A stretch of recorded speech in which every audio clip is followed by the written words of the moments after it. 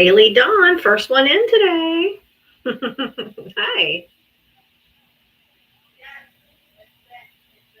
Oops. Where am I? Oh, I got the circle. All right. Hey, welcome in, everybody. Thank you for spending your Saturday with me. Hi, Kirsten. Hey, Leela. Welcome in, everybody. Hey, Deb. Thank you guys for coming and tapping so we can get up on that For You page. Hey, Berna. I'm doing well today. Hey, Drew. Wait for, hi, Kathy. We'll wait for a few more people to get in here before we hit the SmackDown song. Hey, Punky. Good to see you, too. Hi, Terry. Hi, Allie. I know, Kay. Hey, 80 girl. Hey, Scott. Um, Double dog. Hey, yes, this is so wrong. That's why I'm putting it up here. We got to talk about it. Hey, Toot Sweet. Now we're waiting for a few more folks to get in here, and then we'll start the theme song. I usually wait till we get to 100. Whoop, we just hit 100. Here we go.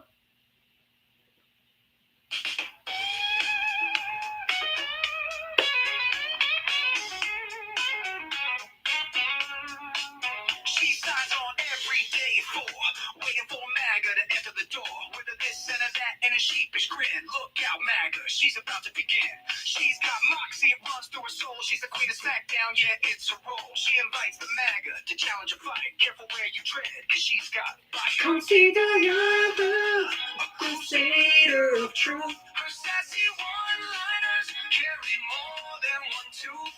She's bold and she's strong, she's a force to see. Diaba is the badass of SmackDown Queen. MAGA tries to argue, but they have no wit. Diaba hit him with facts when they start talking shit. Your logic's a mess, your facts are weak. Go step aside, boo, I've got truth to speak. She's got a heart of gold, but her force is steel. Don't ever talk over her, cause she'll make you squeal. From Twitter to TikTok, she's roaming the streets. Diaba's got game, and she's hard to beat. See Diaba, a crusader of truth. Her sassy one-liners carry more than one tooth. She's bold and she's strong, she's a force to see. Diaba is the badass of SmackDown Queen. She's got a megaphone and a platform to preach. Running a show in the TikTok streets. Equality for all and respect for her crew. Come meet Sir Val and Gemma the Jewel. With maggots in the corner, looking kind of small as they stumble over word and begin the free fall. Diaba delivers the end game stunner. She says, oh, look, we're a winner. A crusader of truth. Her sassy one-liners carry more than one tooth. She's bold and she's strong. She's a force to see. Diaba is the badass of SmackDown Queens. So raise up our glasses and give her a follow. Come see her make all the MAGA twits wallow. With her wit and her wisdom, she's got game. Diaba's a legend, and we all know her name. Stop being so emotional. That is for you, Trump supporters, especially the most emotional people that ever walked the planet. Oh my God. So emotional. Hey, over there on the tube of you. Hey, Suki. Hey, everybody. Welcome in. Welcome in. If you voted for Donald Trump, hit that guest request. Come on up. Let's chat. Come on up, Mercedes.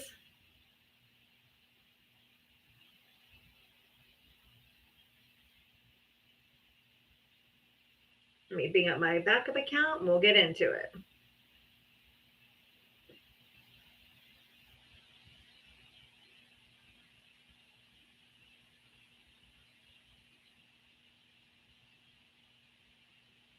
Hey, Travis.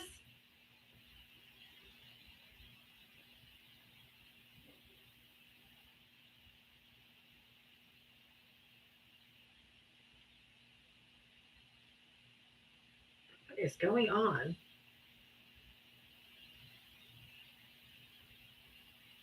All right. Hit that guest request, guys. If you voted for Donald Trump,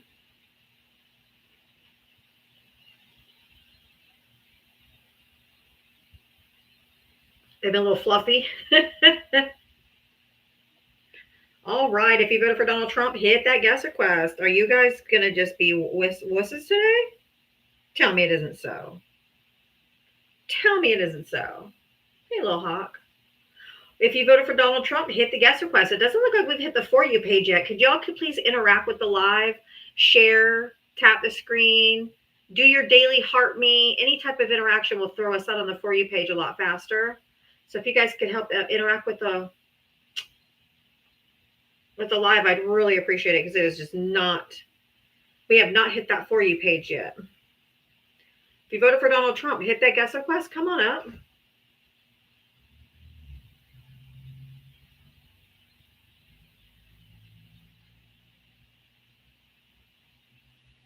How can I learn more about the 2024 election? You mean the issue with Rockland County, New York? Be more specific. I don't know how to answer that question. Oh, go look up Rockland County, New York. Rockland County, New York. Look up that case. That's where it started. If you voted for Donald Trump, hit that guest request. Come on up. We want to talk to you. Let's go. Let's go. I want to talk about this. Superimposing himself in a Vietnam era movie, which is the same fucking war he dodged the draft for. What a sick bitch.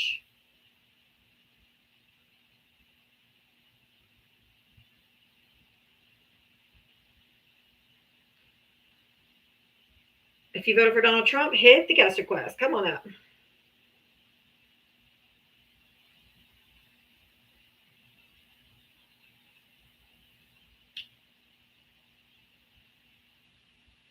I can't talk about that speaking my mind because it comes up as election integrity and I'll get a violation. But yes, I agree. It's not the only place, it's just begun. Rockland County, New York is the first place. He actually tweeted this. That's why I made sure our True Social. That's why I put his thing on there so you guys could see that it was truly from True Social. He's declaring war on Chicago, which is against the Constitution. It's against Posse Comitatus. If you voted for Donald Trump, get up here and talk. Anybody else, this would be utter treason.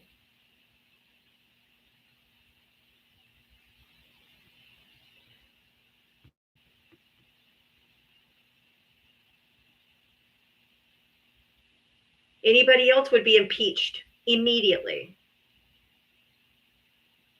If you voted for Donald Trump, hit the guest request.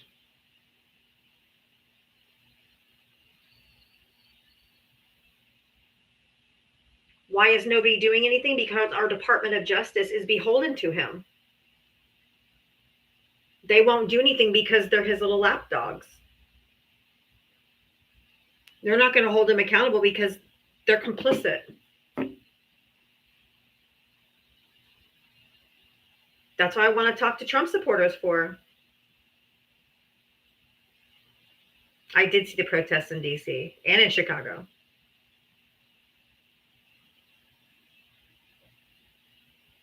Declaring war on our own country. Doo-doo butter, you love you some Trump. Filth. Filth. You think declaring war on the United States is good? You're a fucking fascist and a full schnazi. And you deserve to go into the garbage bin of American society. And in history, I hope history will not be kind to you.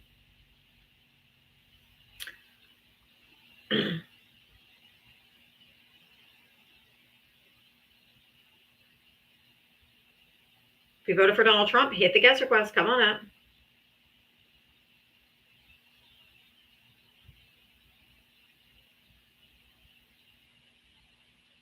Of course, they probably created this meme. These people are fucking psycho.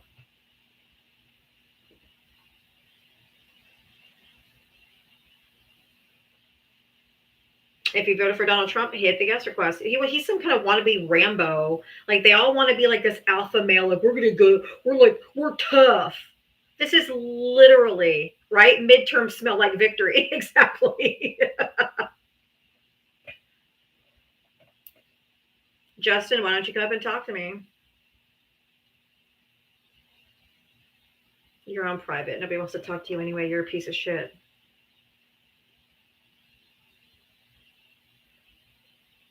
If you voted for Donald Trump, come on up here, you little cowards.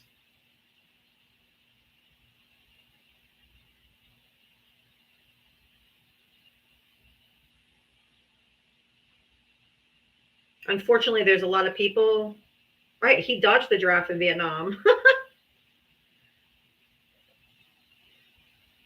It is a declaration of war against the American people. It is.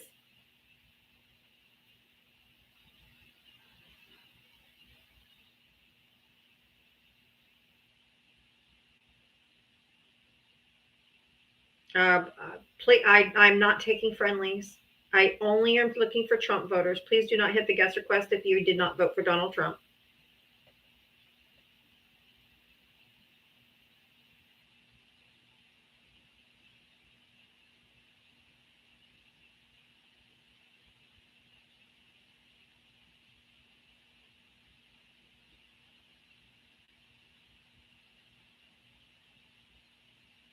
Gwendolyn, did you vote for Trump?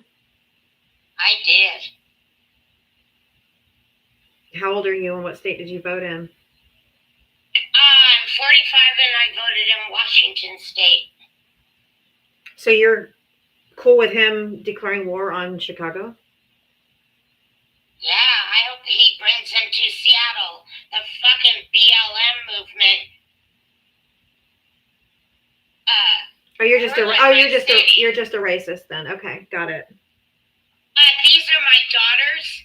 I'm so racist. I married my Dominican husband 11 years ago today. That doesn't mean that you can still not be racist. Sorry. Really? Yes, really. And that can't mean because you're on TikTok spewing a bunch of bullshit that.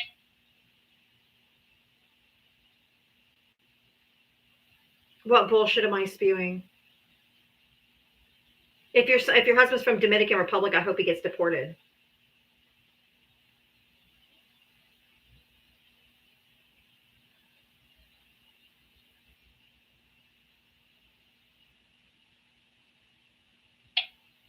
I have to be a U.S. citizen to bring my husband and daughters here. That cost me over $20,000. And they can be deported, and he wants them deported. Honey, they're U.S. citizens, not getting deported. They were born here, all of them? No. Okay. I brought them here legally. They became U.S. citizens. It doesn't matter. 5 years ago. Huh? They're U.S. citizens. He doesn't care. We went through the process to make them citizens. Right. So why did he sign on day one? Why did he sign a executive order to take away birthright citizenship? They weren't born in this country, honey. They were born in the. Don't call me honey, you fucking haga. You're wrong. My husband and daughters are U.S. citizens. Yeah, your voice They're is like not going anywhere. Okay, that's great. That's great. Just let other people's families be torn apart. Let other people have their family. Shut your fucking mouth when I'm speaking. I didn't speak over you, rude ass. And stop yelling. Nobody wants to hear your voice is like a fucking nails on a chalkboard.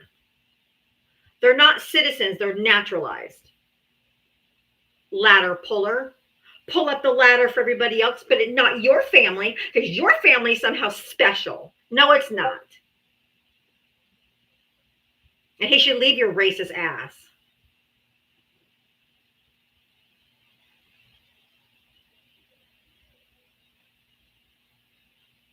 You can unmute.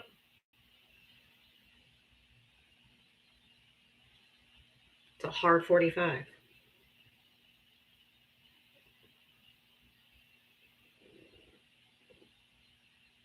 You can unmute.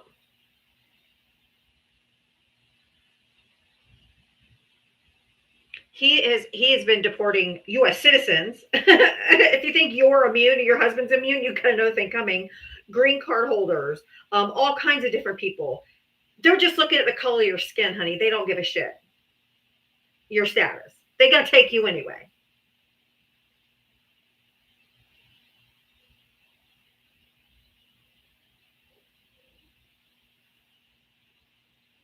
They're looking for skin color, ma'am. I've invited you to unmute. Literally, it says, host has invited you to unmute your mic, and all you have to do is accept the invitation. There you go. Really? Because my husband and daughters look black. They're from the Dominican Republic. You don't even know where that is. Yes, I do. You've never been there. No, I have not. But it doesn't mean a damn thing, does How are it? they getting deported? That means black Americans could get deported then. Correct. Bingo. Oh, okay. Hello, welcome. Why would it be bad if they got deported? Please tell me. Do you know what we have in the Dominican Republic? We already built our retirement home there, right on the beach. Then go back. Then go back. Why am I leaving a $300,000 a year job when I'm 45 years old? You're a liar. I'm not a liar. $300,000 a year. I work for the largest medical diagnostic capital equipment company in the world. I sell $500,000 chemistry analyzers to huge hospitals. I've done it for 10 years. So, are you asking why it would be bad if your Dominican family members would be deported from the United Why States? would that be bad? Please tell me. Do you know how much I work for? No. Wait. Here's the thing. If you're going to ask me a question, you're going to have to shut the fuck up and give someone a chance to answer you at some point. Scared. No, I'm not trying to scare you. I'm just asking you to shut up so that someone can answer your question. Okay, answer my question, Mr. Black American. Mr. Black American, but you want to talk to me about your family being black, and that is the only thing that you have to speak on. Told you he was Everything racist. that I'm bringing into this conversation, the only thing that you can address is my blackness. Told Are you you. kidding me? She's a racist. With your black-looking relatives, as you put it, you're a fucking racist, lady. I don't care what your family looks like. Call it. You're a bigoted ass racist. Called it from the jump. And guess what, Gwendolyn, Miss Boo Boo Thang? When all these hospitals start closing because of the big beautiful bill and all the Medicaid money that's going to go bye-bye, you're not going to have fucking hospitals to sell your shit to. Dumbass.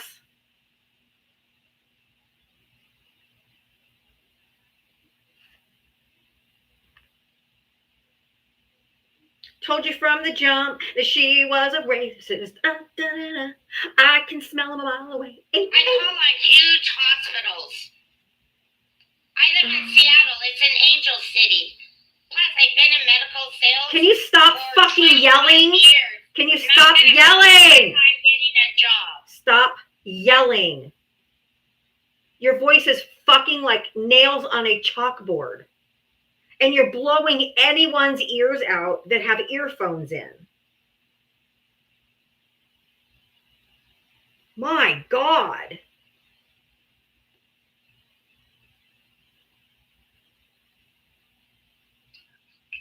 So I'll just say this. While that creator is muted, if someone is being targeted to be deported because they sound different or they look different, under any circumstances, that is racial profiling. And racial profiling is bad. Like, we can skip past all of the policy that I really don't think you're aware of. But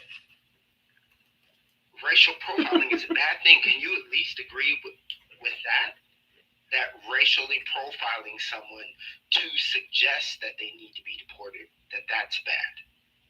I'll invite her to unmute, but I have to say this quote. This post from Drew says she's only good at sales because she doesn't shut up, so they have to buy what she's selling, so she'll leave. Jesus Christ.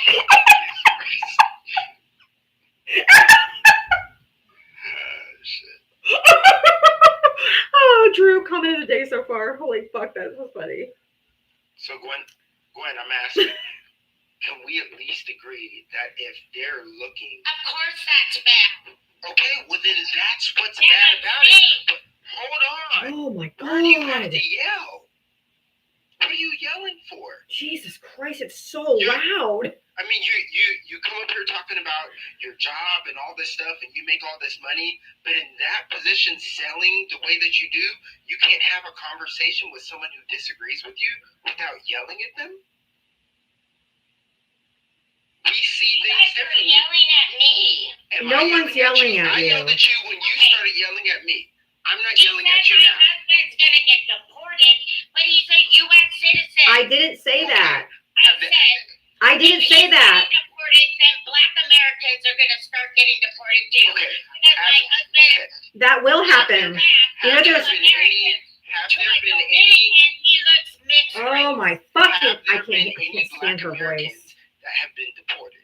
No, that's why I try to tell. That These is- fucking liberals say this to me all the time. That's not true. Are you really suggesting that there's been no? He just Black- said it to me like 5 times. So your husband knows that your husband. So if I can show you that someone's been deported, you'll apologize and you'll open your mind and stop yelling and interrupting people. Gwendolyn, you don't think people from Haiti are black? You don't think any black people are being deported? Give me a break. The people in the Dominican Republic are black. Exactly. You don't think any of them have gotten deported? You think the only people that are being deported are Mexicans? That's so nonsensical, and it's just not what's happening.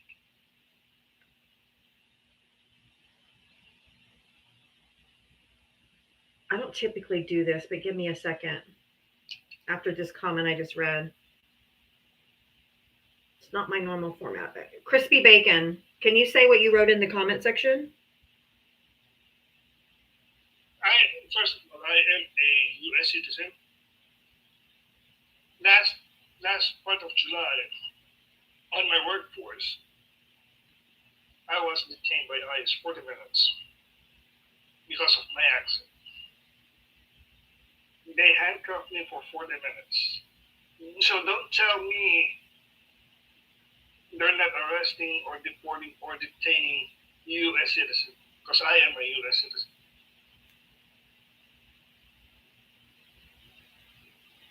What about that, Gwen? Don't tell me that even though I have an accent, I will not be detained or racially profiled. I did. Because I did, and my friends did. Gwen, you're We off. are all citizens. Correct. Gwen, you're awfully quiet. I've invited you to unmute your mic, so you're purposely not unmuting your mic.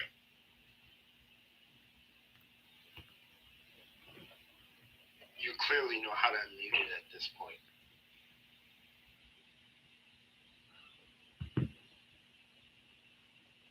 So don't come up here and tell me, tell my panel, tell my friends, tell the host that they didn't do that. They did. And they're deporting kids as well. One kid had Kids with cancer.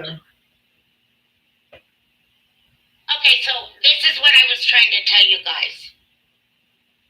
I'd love to talk to you. What's your name again? Crispy Bacon. Okay, here's the deal. Dominican Republic is not any association with the United States, correct? It's its own country. We don't go by the same things as the United States. So why do you think that Dominicans are always saying Stop these yelling. yelling. No, negro. Yo, no, negro. They're not talking about their skin color. Of course, my daughters know they look black. My daughters are also indigenous Dominican from my husband. If you don't My stop daughters it, also are white. if you don't, 78% of Dominicans are mixed race. There's white Dominicans. There's white Dominicans. Stop black yelling! Dominicans. Where did the black ass Dominicans came from? What are you really suggesting that that the Atlantic slave trade didn't touch base in the Dominican fucking Republic? Are you kidding me? There were slaves all through the Dominican Republic. Through Puerto Rico. she's gone. Jesus Christ. Poetic, how you doing, by the way? Sorry. What's- Good to see you, Bacon. I haven't seen you in a while, man. I mean, it's this right over here, the front right here. It's a fucking dangerous shit because what I've been to like I said, I grew up in Philippines. I grew up in MLAW. I'm not gonna say it because I don't want your life to be taken down. So I'm gonna say MLAW or law. Mm-hmm. And do you think that that's why he changes the Department of Defense to Department of War? He's trying very hard. And right now he's trying to Well, also he wants to look like a badass. I mean, him and Pete Hegseth are both insecure. They're just fucking pussies, and they're trying to act like they're like this alpha male, and they're trying to be like this whole tough guy, like tough guy kind of thing, and it's cringe as fuck. To be honest with you, it's absolutely cringe. Real quick, thank you, Allie, for the $2.99 over on the Tube of You for a $2 challenge. So Allie is challenging everyone watching right now to send $2 to my Cash App or Venmo to help support my life. Thank you, Allie. But I think that he wants, because if you remember when Zelensky was here, he was like, "Oh, so when your country's at war, you can't have an election?" And he raised his eyebrows like, So maybe that's what I want to do. that exactly. I truly believe that. A lot of people don't believe that on our side, and that's perfectly fine. I don't trust this man as far as he can throw them, and him openly declaring war on Chicago is pretty telling. Right. That's the thing. He doesn't want it to be called the Department of Defense because it looks weak. Hey, Jay Flores. He wants it to be the Department of War so that it looks like he's the tough guy. But just so everybody knows, he can't actually change the name of the Department of Defense. They can call it the Department of War, but only Congress can change the name. Congress, yeah. So they're not going to be rebranding anything. They can call it what they want. Don't give a fuck. They're just cosplaying. Like, it's so ridiculous, but it's very, very dangerous. And the only thing that I don't have my mind blown away because what happened to the open waters that they boom the boat without congressional approval of doing that boom thing. Well, they didn't even. I mean, they because he doesn't care about norms. He doesn't care about protocol. He doesn't care about anything. It's just another distraction for the Epsteinth time. He didn't notify Congress when in 2019, SEAL Team 6 went to do a mission in North Korea. Exactly. And unalived the whole boat of people to cover up their crime. He didn't tell them that. That just came out in the papers yesterday. So he doesn't care about any part of his job, norms, laws, rules. He doesn't care. That's not why he's not doing it. He just doesn't care. I think he's really of the mindset that the best defense is a good offense, and he does that to a fault. Right. I think that. Right. And he wants to be like the big guy, the tough guy. Yeah. Absolutely. So It's the John Wayne mentality kind of thing, like that. In order to keep everyone safe, I have to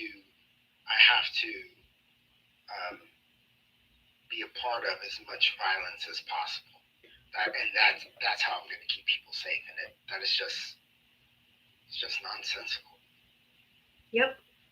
All right, I'm gonna move on to the next guest. Thanks, guys, for coming up. Please feel free to hang out, and if Thanks. this topic comes up again, I can bring it back up. That is the only reason I came up to tussle with her. Oh, I know.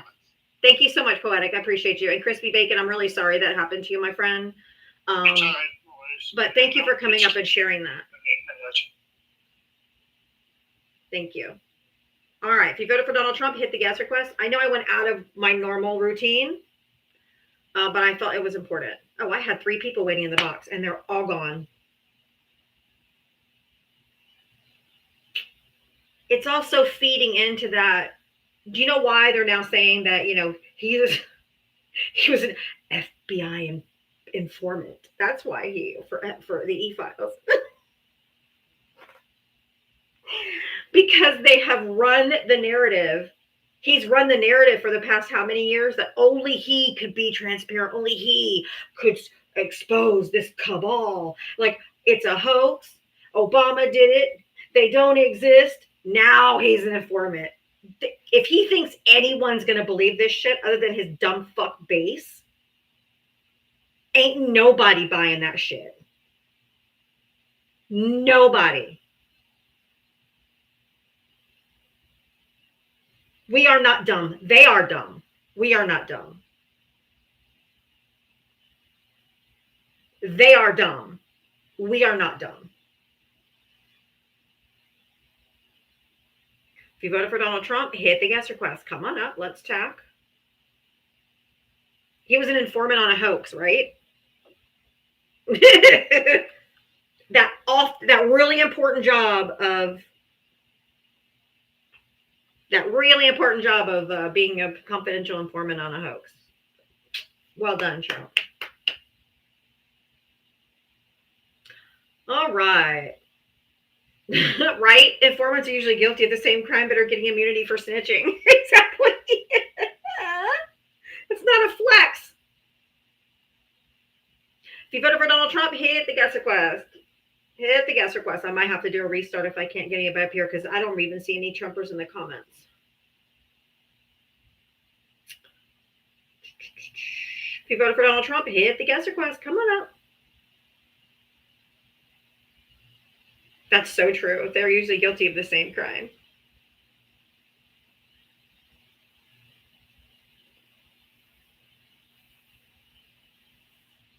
I just don't see any Trumpers in here at all.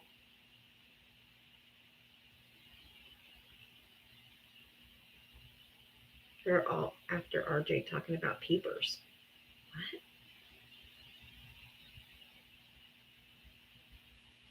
It feeds into that QAnon conspiracy theory that Donald Trump is the one who's going to, he's the one who's going to save all these children.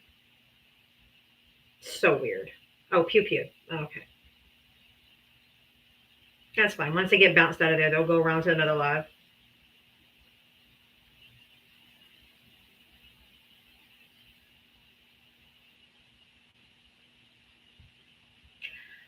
Oh, thank you. That's so cute, Gizzy. I haven't seen that one.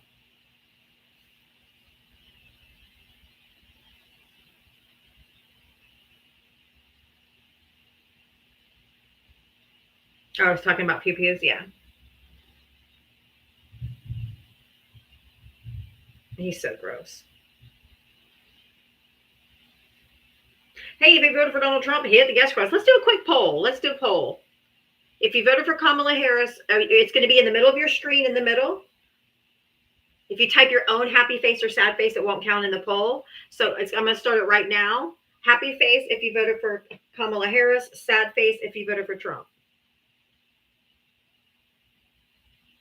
Happy face Harris. Sad face Trump.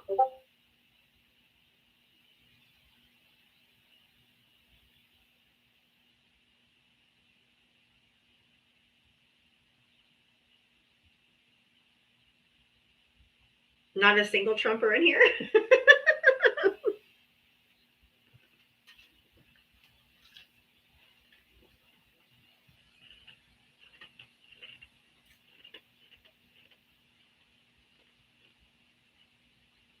One, and they're not even in my box. All right, I'm going to do a quick restart, y'all. I'm going to do a quick restart.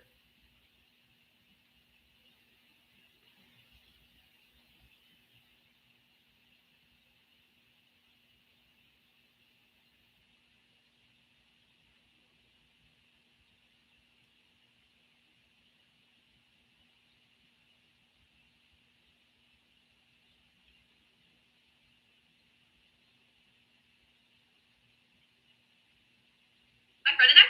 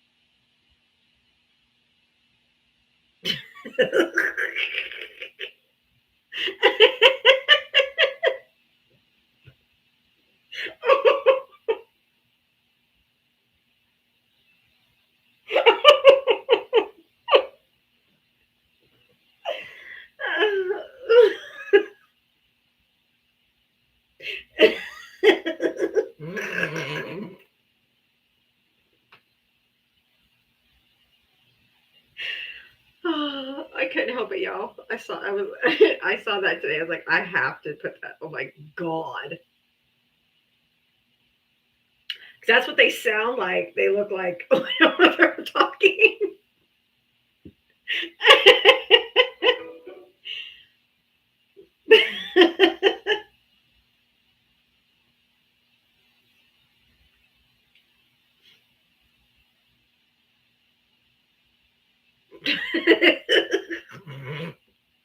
I love this one right here with his tongue hanging out sideways.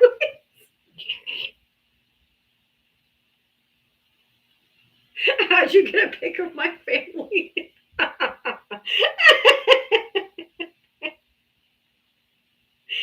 Oh my god.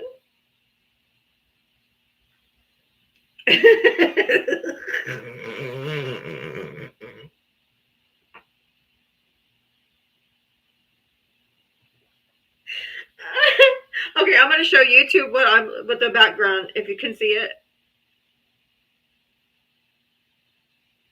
It's a bunch of sheep with gold shoes and red hats. Big old buck teeth.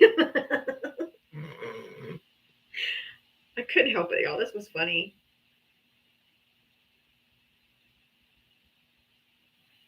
All right. If you voted for Trump, hit the guest request. Everybody else just interact like crazy with the live so we can get up on the For You page. It took forever earlier. I don't know if I'm being shadow banned. I don't know what's happening. Or there's just a lot of creators live right now, but I usually have way more than this. Ow. Sorry for anybody wearing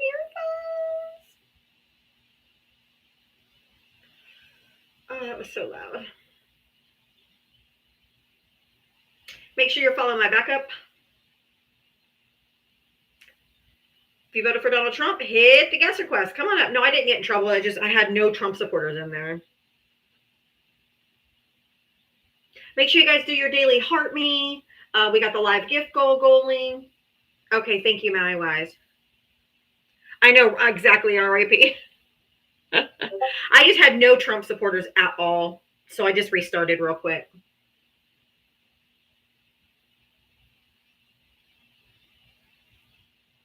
That's what happens when I go off script and I don't follow my own plan. You voted for Donald Trump? Hit the gas request. They have too many teeth.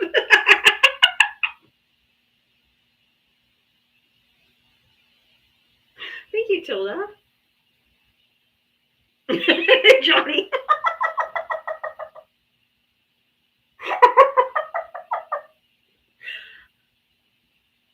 Thank you, Trump, for feeding me dirt. Oh my God. If you voted for Donald Trump, hit the guest request. Come on up, guys.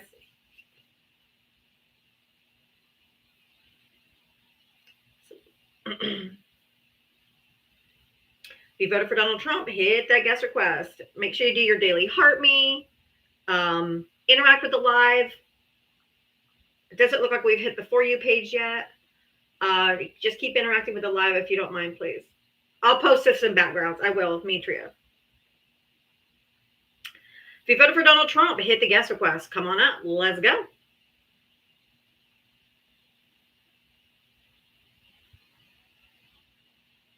I am waiting for you. Come on up. If you voted for Trump, come on up.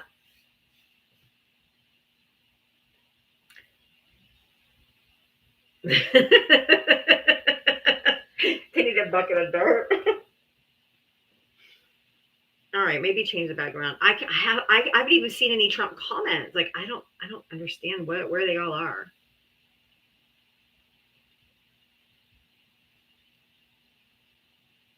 Okay, maybe this one will bring them in. Usually pisses them off real good.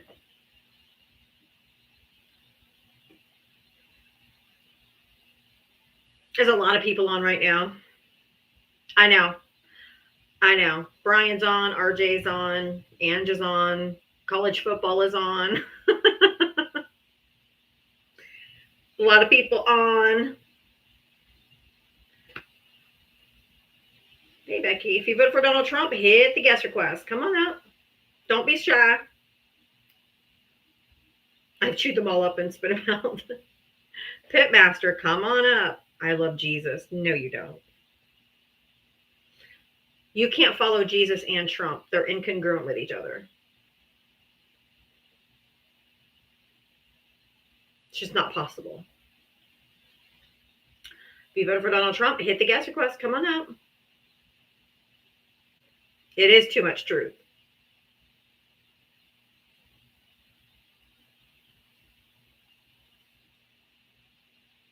SMS, that's on 3 left on TikTok. Jesus was a bleeding heart liberal, please. I'm streaming on YouTube and TikTok. No, I can't get any Trump supporters up here. I've had one. It is getting harder and harder to defend this shit.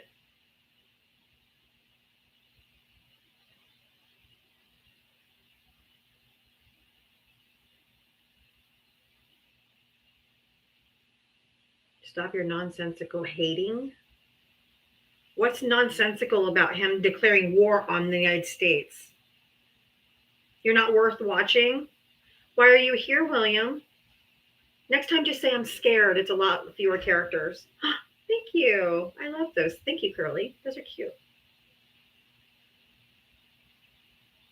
Oh, I was listening. When that lady said she would let. He asked if she would let her. Johnny asked her if she would let anyone who was committed or who was found liable for SA to babysit her kids, and she says, "Well, if it was Trump." I don't answer questions from the comment section. If you want to come up here, you ask me a question. Be a big boy, be a big girl, and come and ask.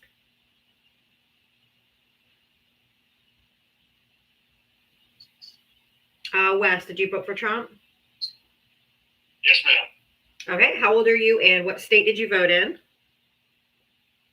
I am 60, and I'm in Minnesota. Okay. So, What did you want to talk about? well, you're just calling you don't have any Trump supporters that'll come up and say anything to you. Yeah, let's talk. Yeah. So, first off, why do you hate him so bad? Now, and I would ask before you answer that, let's try to stay away from, he's a rapist and all that kind of stuff. You can't say that word. You can't say that word on TikTok. You got to put a G in front of it. Grape. Sorry. But I've hated him long before that. I mean, I'm not much younger than you. I'm 53. He's always been a piece of shit. He's always been a con man. He's always been that way his whole life. So just because he was found liable for SA, because he's a convicted felon, none of that is surprising. He can't run cancer charities because he defrauded children's cancer charities. He defrauded, he's just a fraud. His Trump University was a fraud. He ripped off contractors. He didn't pay his contractors. He's always been a piece of shit. But if you want to talk about now it's because, number one, he put the Supreme Court justices in to strip me and my daughters of our bodily autonomy. And that's not okay. Number two. Okay. Sorry. The bodily autonomy. Tell me about that. Tell me, what's that mean? Medical privacy. Me and my daughters and all the other women in the no longer have medical privacy because our individuals get to determine what health care we're allowed to receive. And there's no such laws for you. As far as, you mean a man or just in general?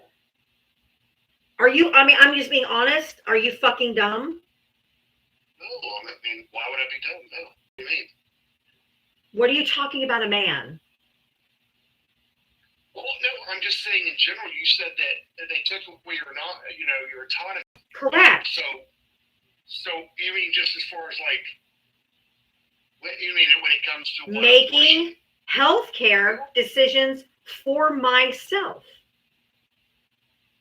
In what manner are they doing that? Because Roe versus Wade gave women the choice over their bodies and what they do and don't do.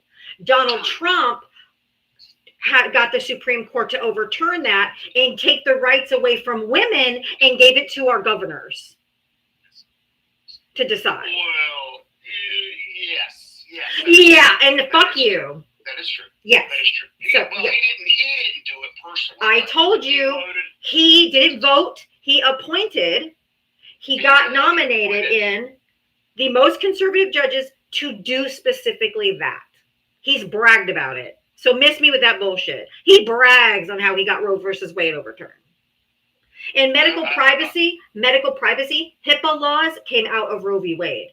So this is about medical privacy. It's not just about abortion. This is about medical privacy. It's no one else's fucking business what me and my doctor decide to do. It's my life. It's not up to the goddamn government. Yeah, but HIPAA laws are still intact. For now. So wait a minute, are you saying that it could? Yes. It could go away? Because if they can take away our rights, they can take something from you too, boo. But because men in this country will never take rights away from themselves, they have to pick on other people, on women, on transgender individuals, on LGBTQ individuals, on everybody else. Yes. They will eventually get to you. Yes. See, I disagree with you on that. I don't care if you disagree. You guys also said that Roe v. Wade would never be overturned because it's settled law. Well, look what happened. Yeah, I mean, listen, I'm not pleased at all with the Roe v. Wade thing, but it's just one of the things that happened, It did, right, and but it didn't happen to you. How are you protected? What's protecting you? Well, really, there's not much, if anything, if you think about it. Yeah, really, there isn't. Yeah. A male. So, which means you can just boom, magically take away your rights. How about we do this? How about we propose legislation? I think I have the solution for no more unwanted pregnancies. Make all boys, when they turn around 12 or 13, get a vasectomy. When they get older, they can get it reversed if they are married in a stable relationship and the woman wants to be pregnant. And that way there's never going to be any unwanted pregnancies because every unwanted pregnancy comes from a man. Well, I think that's where you could go to China and do that. You don't have to leave. You don't have to stay in the U.S. China has that for you. No, they don't. Yeah, they What do. the fuck is wrong with you? What is wrong with you? Have you been in China? Have you lived in China? Do you know about China? They just released the damn law where it's only a couple years old where they hey, you can have more than one kid. Hey, I knew Chinese that were coming out of the country to have more kids in America. They don't force And they go back vasectomies. into They do not force vasectomies on boys. I'm it. talking No, they about don't. here. They say, hey, ding dong, you can't have any more Okay, kids. we're not talking about China. This is the United You're States of saying- America. And if you want no unwanted, shut your fucking mouth. I don't allow men to speak over me. Thank you. We are not in China. And we're talking about unwanted pregnancies, right? Because abortion, you got to take all the rights from women. Men cause 100% of unwanted pregnancies. Why do we punish the women by taking their rights away instead of doing mandatory vasectomies on every boy? When they can show financial and emotional stability and the woman that they're with wants to have a baby, then they can have a vasectomy and have it reversed. Why don't we do that? Do you think that that's a good solution?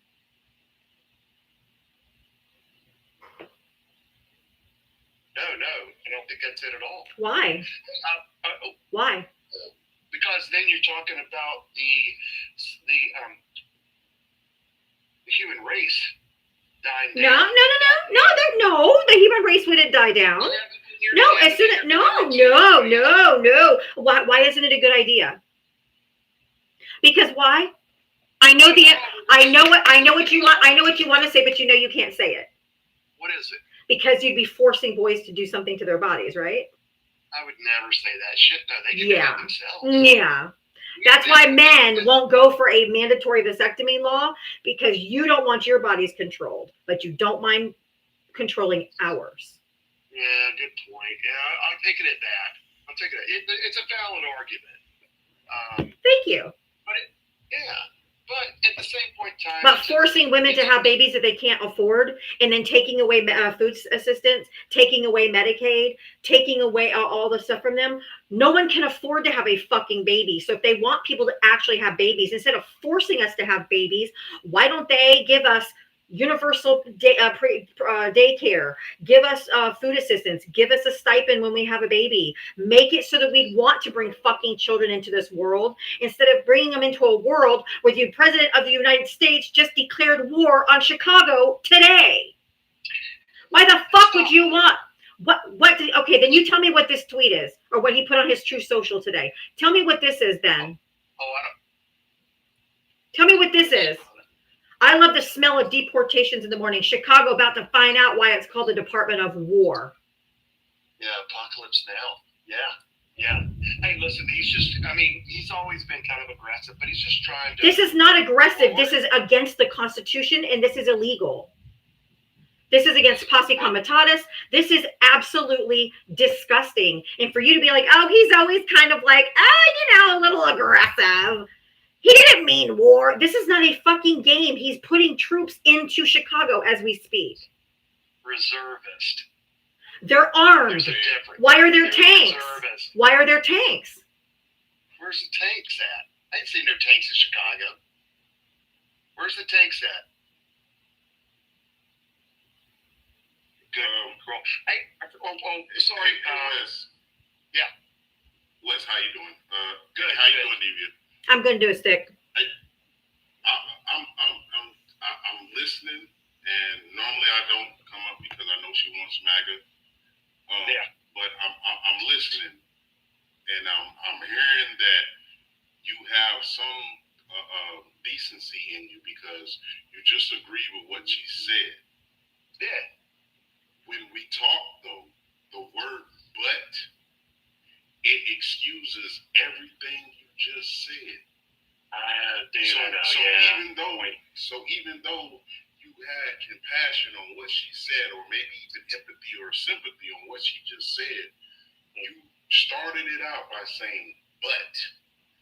There is really no "but" behind "I see what you're saying," because if you see what she's saying, then there's nothing else to be said about that issue, and you should understand it and maybe come back with better policy, something that he could do, something that you guys could suggest to your local leadership and go further in DC with your leadership.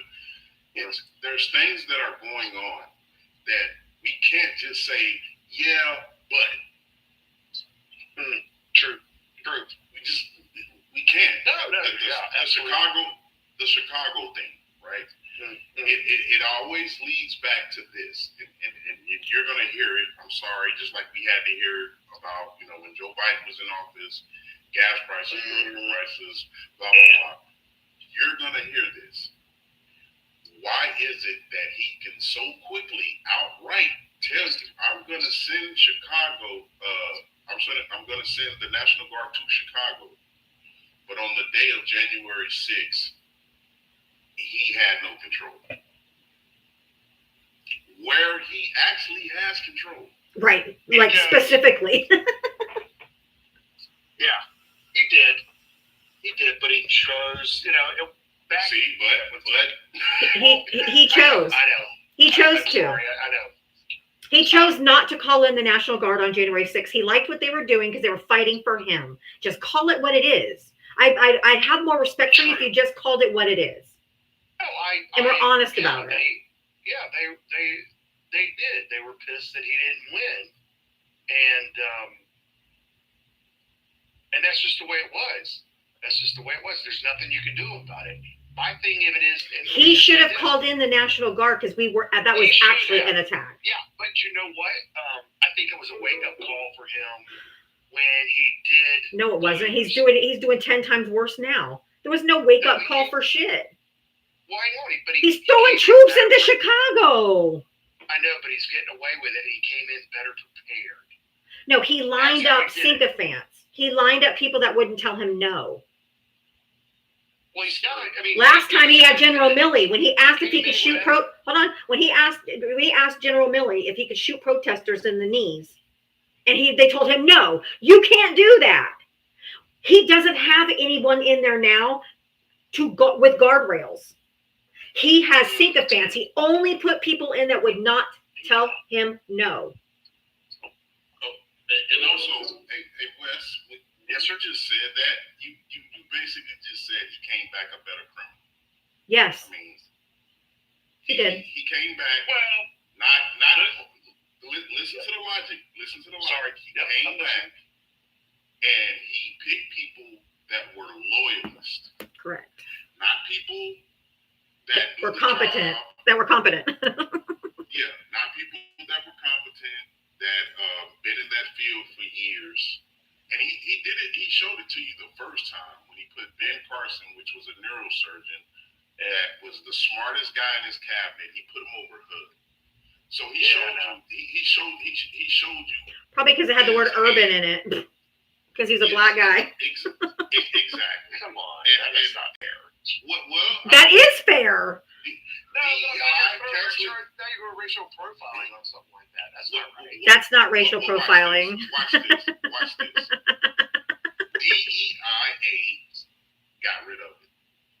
Before that, Good. And he reversed segregation in federal buildings. What? Wait a minute. What?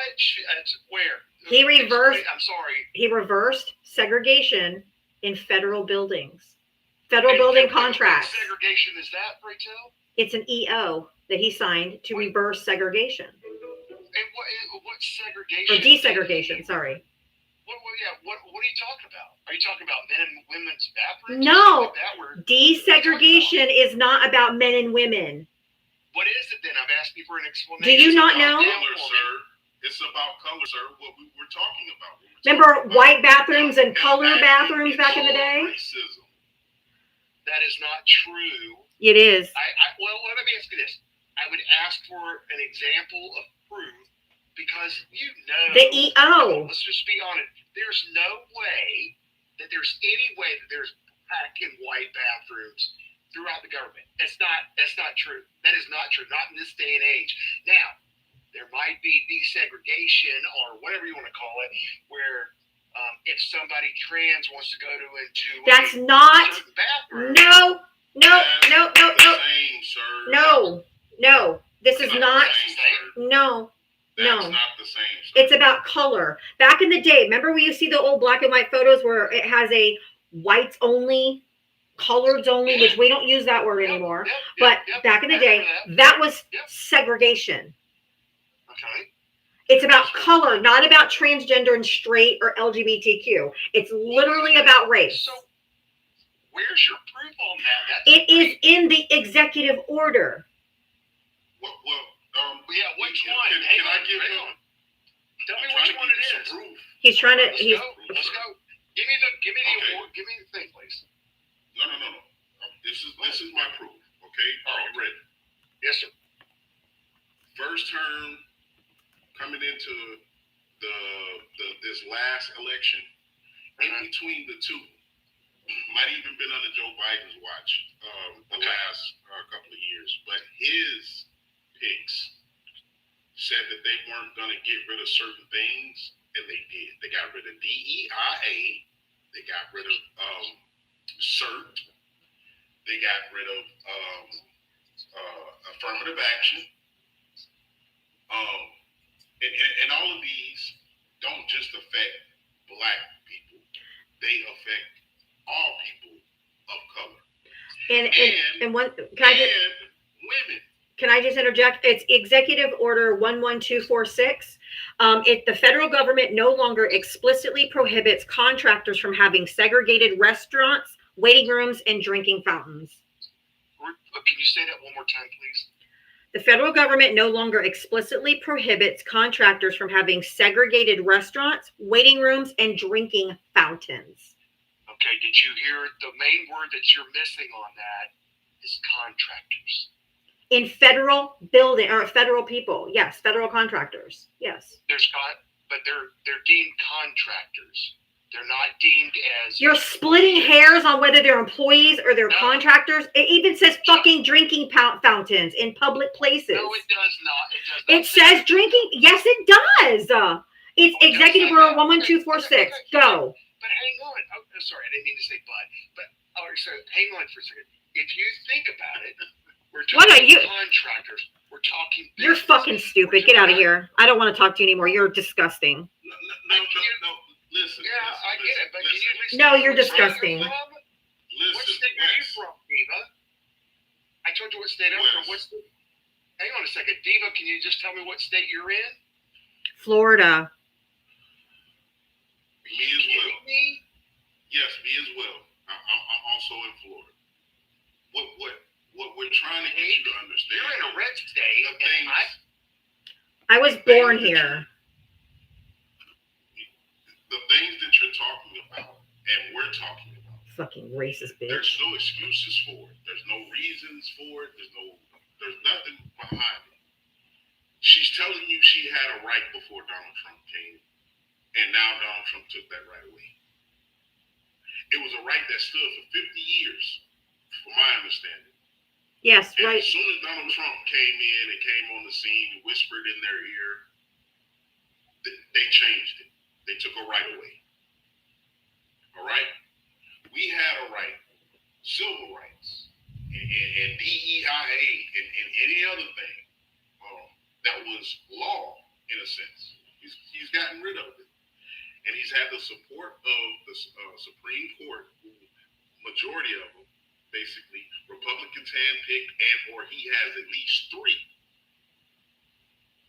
So what you need to understand is, we're not trying to get you in a gotcha moment or anything.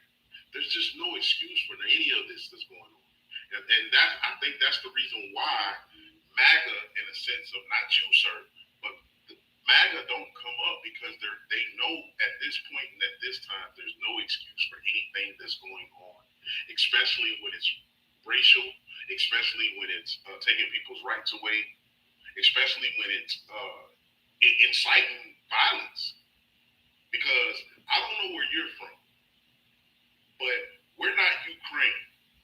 Americans don't think like Ukraine. And I'm saying that to say, when you see the Russians lining up on your border, You're not going to say, oh, yeah, they told us it's just an exercise. They're not going to do anything. That's not who Americans are / United States citizens. That's not who we are. Who we are is be prepared. Who we are is more pew-pews in this country than it is people. That's who we are. Regardless of what you say, sir, that's who we are. So when he takes our citizens and turn them into the National Guard for the weekend and or for a 30-day deployment to another U.S. city, regardless of where they're from, they're not from Illinois, they're not from Chicago. It looks like an occupation, sir. Yes. It looks like he's up to something nefarious, and he needs to sit his ass down. His voters need to go home, don't vote, and shut the fuck up. I'm sorry. I agree.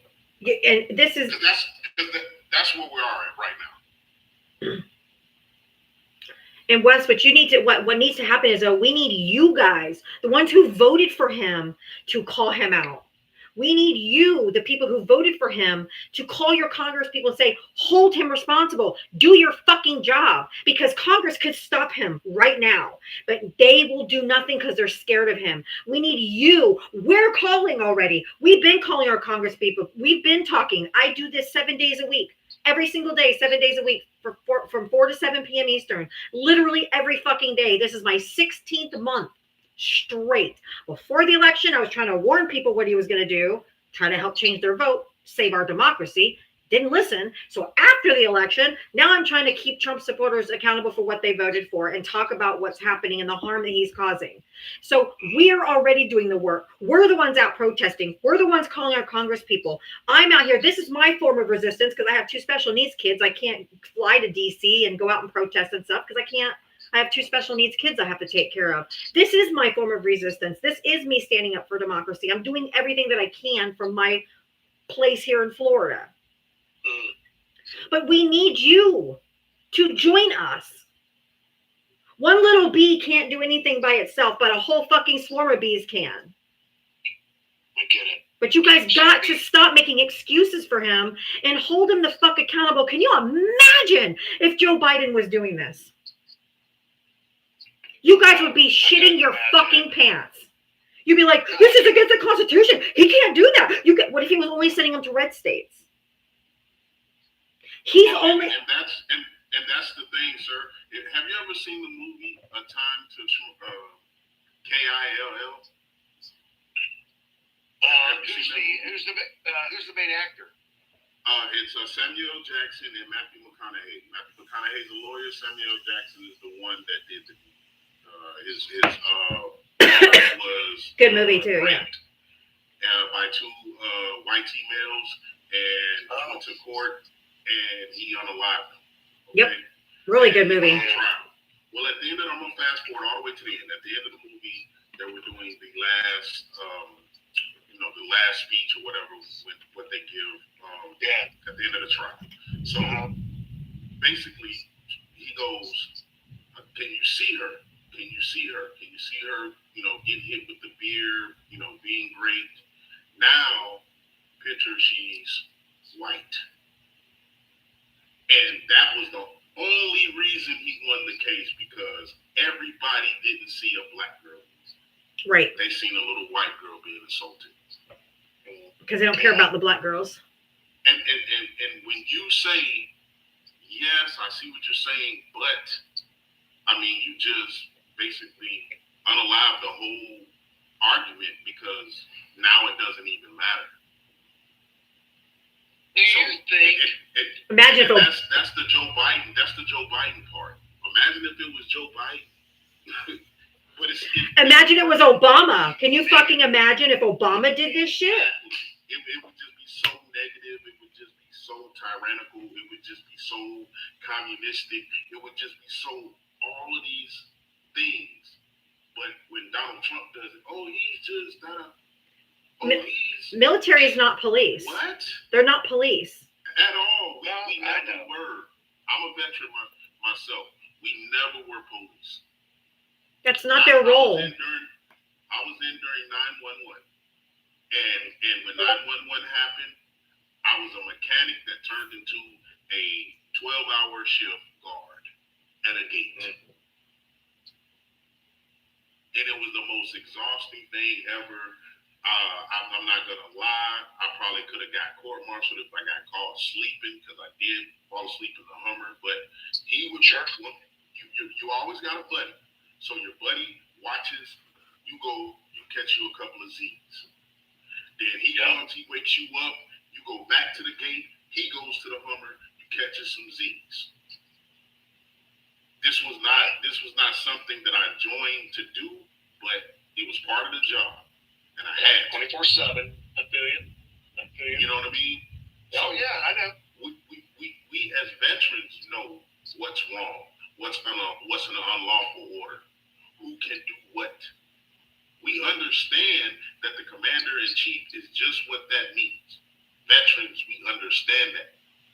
But what we don't understand is how the leadership, regardless of the outcome, doesn't say, well, hold up, you can't do that. You remember General Milley?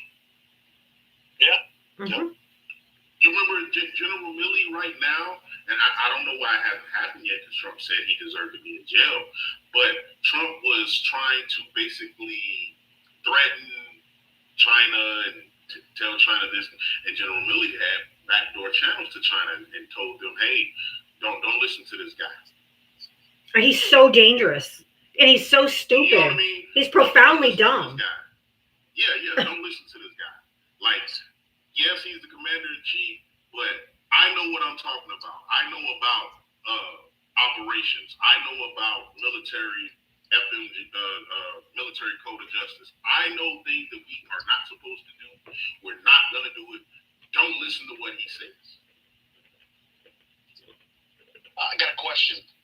So, what is the Democratic plan for 2028? We're not even talking about 2028 yet. We're trying to get through 2026 and try to take these midterms so we can stop him. Congress, the Republicans in Congress, they have the majority in every chamber. They're not stopping him. They're just stepping back and letting him usurp their power. So the Democrats or Republicans? Democrats? No, Republicans have the majority in every chamber and they're doing nothing. We need to win over the majority in the House and Senate in the midterms so we can stop this fool from what he's doing. So our eyes are on 2026 right now. It is not on 2028 yet. We got to focus right now because the danger, what's happening right now is very, very dangerous. It is very, very dangerous what he's doing to this country right now. And we have to get back. So if you really regret your vote, then you got to vote all Democrats down the ticket from the dog catcher up for Democrats so we can stop the madness. This is insane. No, I'll say sure, but I don't regret my vote. I don't. That's just stupid. You didn't bring anybody to the table. Wait. I'll agree. Kamala got thrown in. Her name is Kamala. She wasn't prepared. It's Kamala. So Yes, she was. She was vice president for 4 years. She was prepared. If you saw what happened, she was not. She was. Okay, can I say this? Tim Walz is a thing, which he shouldn't probably, but I feel she was not prepared. She was more qualified than any man we've ever had run for president, including Obama. It's being prepared. She was a vice president for 4 years. She was prepared. Sir, she predicted the future, sir. Yes, she did. She said, How prepared do you want her to be? How more prepared do you want her to be? She predicted the future. She did some section type stuff. She predicted a purge on the federal government. she even said he's going to turn the military against the U.S. people. It's right on film. She said he will use the military against the American people. So again, sir, she predicted the future. How much prepared do you want her to be? She told you what would happen under a Donald Trump presidency, and you voted for it anyway. And here we are. Because I'm gonna be honest with you, sir, you did not listen to her. Nope. You did not want to hear anything she had to say. Your mind on Donald Trump and what you wanted for yourself and or for Donald. You didn't want him in jail. You didn't want him to be on the list, and you probably don't want him to be on the list now. Oh, even if he is on the list, so what? We already know he is. See? Yeah, So what? Come on. Wait, hold on. Did he just say so what? Because motherfucker, these were children. These were kids. Underage kids. What do you mean, so what?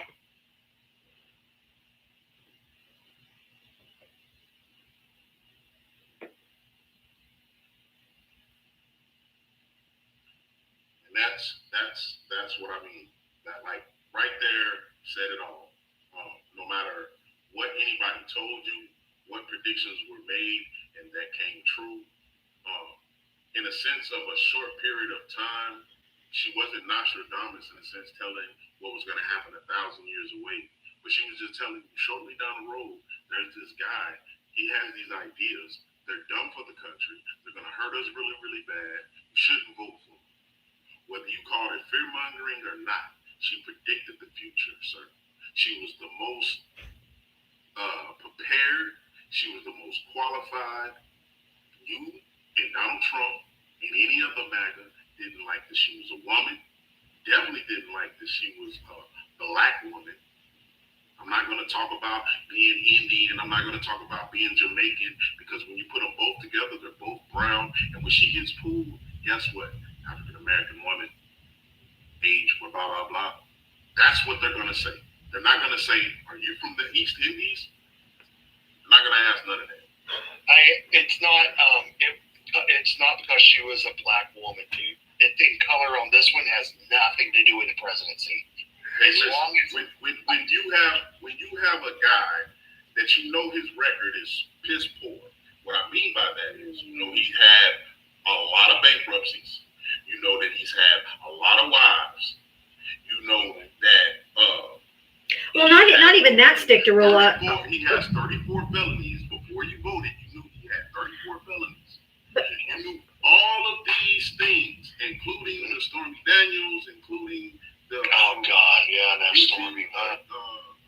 But not only that, Stick to roll up, he didn't do anything he said he was going to do his first term. He said he was going to put infrastructure package. He never did. He said he was going to build the wall and have Mexico pay for it. He never did. He said he was going to repeal the ACA and give us the biggest, best health care we've ever had. He never did. He didn't do anything that he said he was going to do his first time around. So why the fuck would you vote for him again? Well, not only that, you know the Hyundai thing that happened, right? That was connected to a deal that Donald Trump made with South Korea. Those workers that he went and detained, that was under the deal. Those people put in, I think it was $350 billion towards that deal just to turn around and get their people Deported. Arrested and deported. Can you please respond? Can you please respond to what you said? So what if he's in the files? Did you not know they were children? I know exactly. I know where you're going with that, and it's not where I'm going. I'm asking you. Do you know that the victims were children, even though they're adults now? Yes. Yeah. So you don't care if he diddled children. It's not that I don't care. It's not that has nothing to do with it. Okay. The guy's Then in power. It's the past. There's nothing you can do about it. Oh, you're a sick motherfucker. Get the fuck out of here. No, Get the fuck out of here. Nope. That is some of the most asinine, stupid Oh. I've heard in my life. And this is why they don't come up, because number one, they don't have answers. Number two, if they have an answer, it's I can't agree with that. Even though you're giving them the facts, even though you're telling them Kamala Harris, Miss President, was the most qualified in history. She wasn't a general in the army that took over a country and became the president. She wasn't a billionaire that was well liked in the high society community and came over and hijacked politics. She was a person that was in Senate. She was a person that was in the judicial system. She was a person that ended up being in the executive branch. She served in all three branches. And I can't understand why people keep talking about this. She's not qualified stuff. It's ridiculous. I'll say this before I move on to the next guest. If you still support Donald J. Trump, you are not safe to be around anyone's children, including your own. Here. Fucking sick. I agree. Joe, thank you for the $10 cash app. He's out of here. Thank you. Thank you for the $10. If you guys want to help support my live, I do have my Cash App Venmo, which is just Diaba Talks. I'll put it on the screen here. I am crowdfunded. I do not get paid by George Soros or the DNC or anybody else. Just by the generous donations of you guys. I am here every single day, 7 days a week from 4 to 7 p.m. Eastern. If you want to support my live, I really appreciate you. This one's pissing me the fuck off. This whole, so what? It's in the past. Fuck you.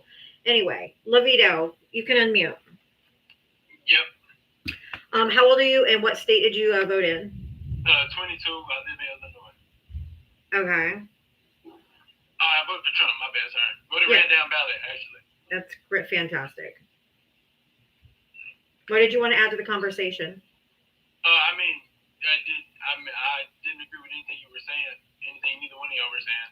Except for we were telling you factual information. Oh no.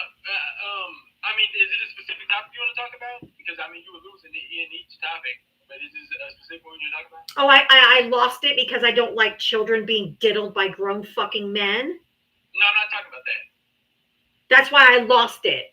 These are children that these people were harming. And by him not releasing the files, all of those people, all of those perpetrators are still free to harm more children. Because typically people who commit that crime don't stop. So whether he's in them or not, which we all know, duh. But even if he wasn't, he's covering up for people that are harming children. And you guys don't give a fuck. And it's sick and it's disgusting. No, I do care. You should really. No, Levito. But not only that, when you came up, you said everything. And it's not, you said everything. Okay, well, let me disagree. I'm just saying, I'm listening. See, this is the thing. I can listen.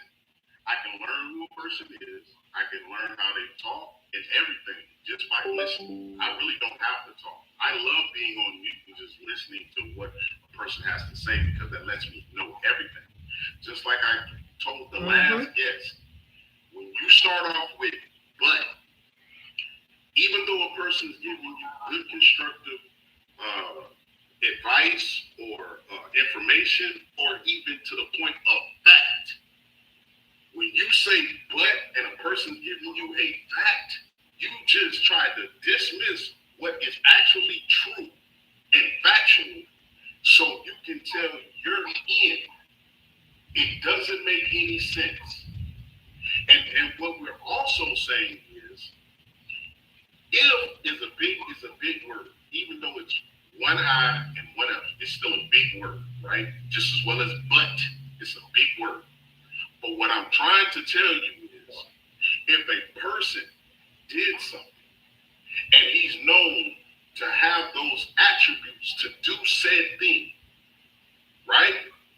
Then when it comes around, that person tells you, I'm going to show you I didn't do it. I'm going to release said evidence. And when it's time to do that, for whatever odd reason, maybe it's because Pam Bundy told him, you're on it. Sure for whatever did. reason, he decides to say it's a hoax. Matter of fact, it's a Democrat hoax. Oh, then he said Obama wrote it. Obama wrote it. Then he went back to being a hoax again. And then it went back to being a hoax again.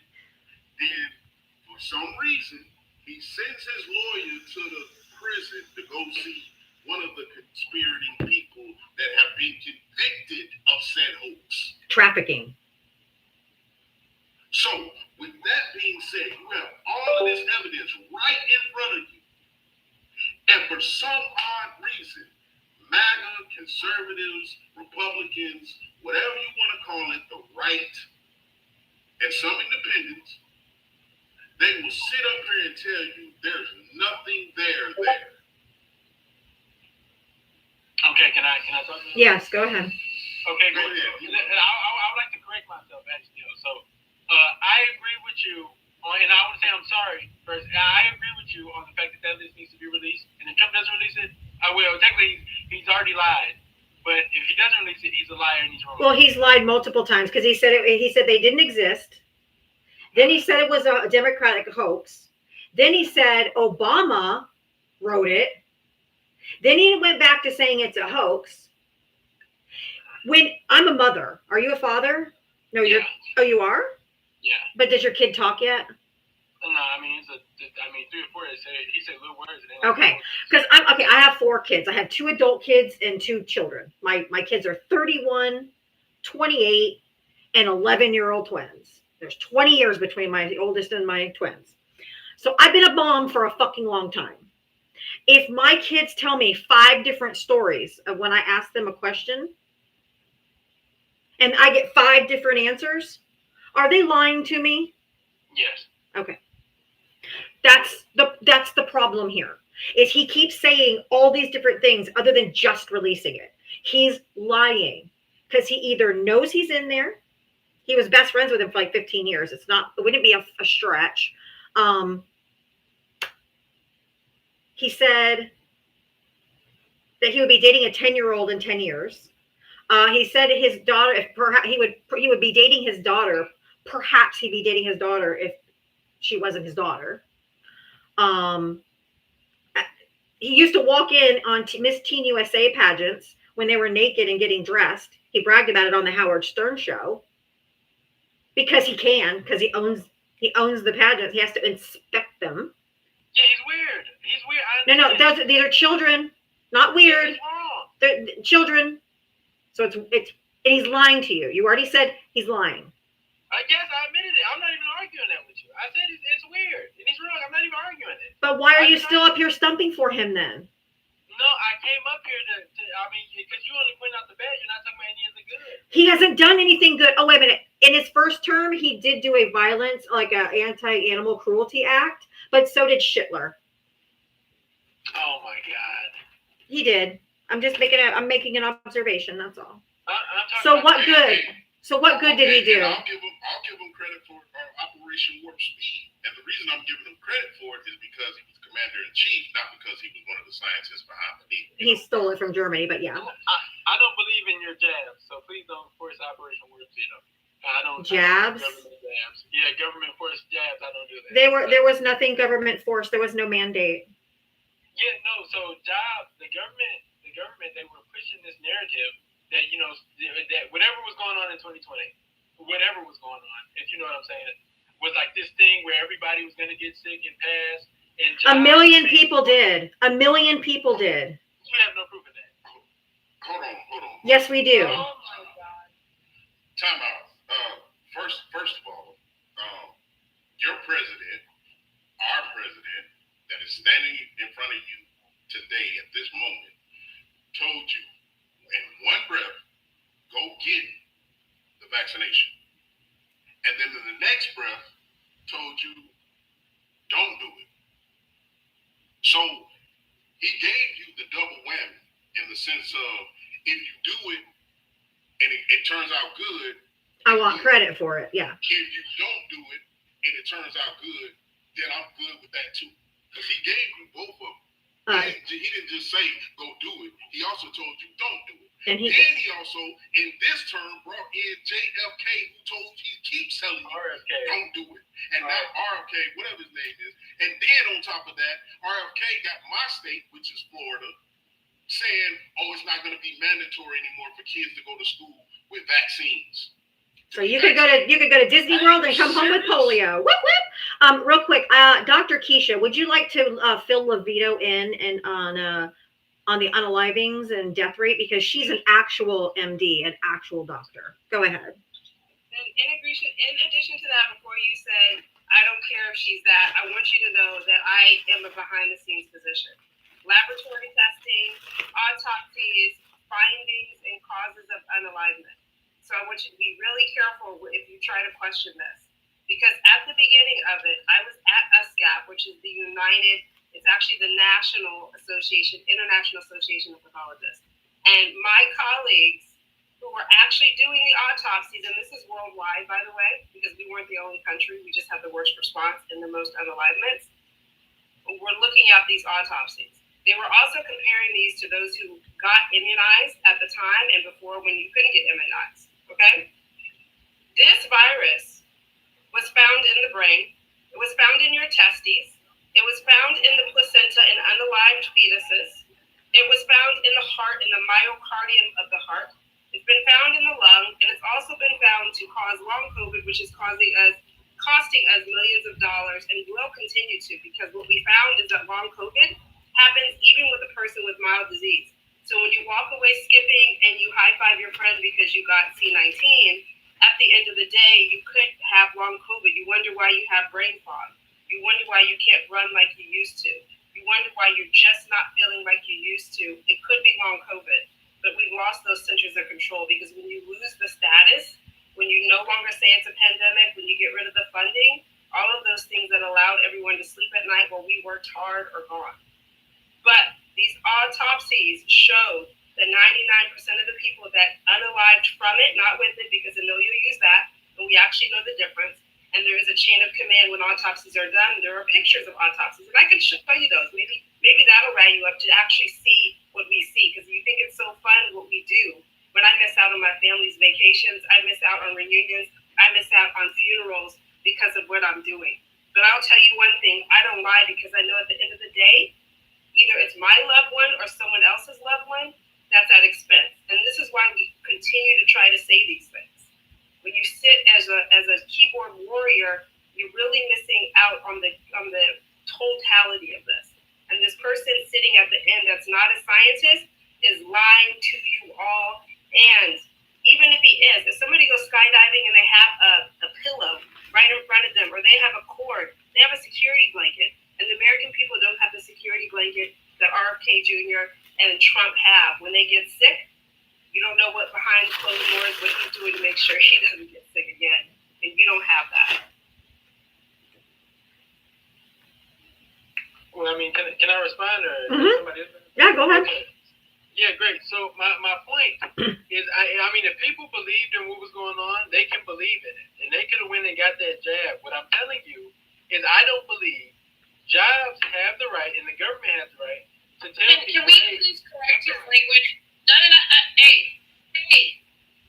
Don't say the JV word again. You're going to get her live taken down. Either use proper language, vaccination, or don't say it, because you're going to get her live taken down.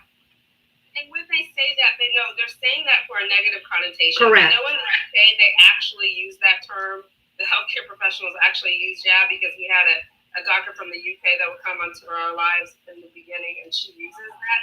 But it's been taken over here out of context, and they actually follow science over there. Right. It's to make it a negative connotation. Yeah. Yeah, well, vaccination, I guess.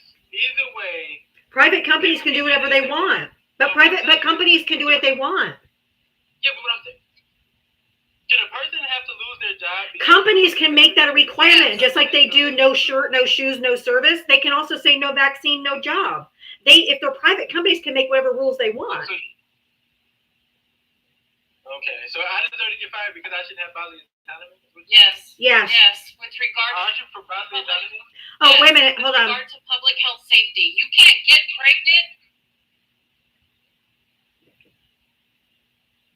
What happened to this? Bodily autonomy. She told me to hold on.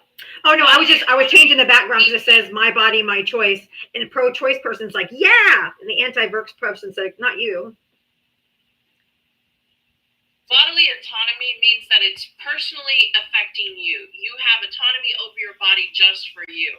Public health crisis means that what is walking around in your body is a petri dish that can jump from your body to someone else. So of the people on this panel, if Dr. Keisha at the pinnacle of health caught COVID and her immune system was able to shake it off for whatever reason, she caught it, but she didn't quite know she had it. So she went over to my house, and then I caught it, and then I had an underlying condition maybe or something that just wasn't the same. That virus had the ability to not only map what was in her system, but then it got stronger and it jumps into my system. Now it knows that there's something in my system that can be impacted worse than it was in Dr. Nisha's body. So I end up in the hospital. I end up sick in the hospital, and thank God for medical science. They're able to help me, give me what I need, medications, etc., oxygen, plant position, and I had to live.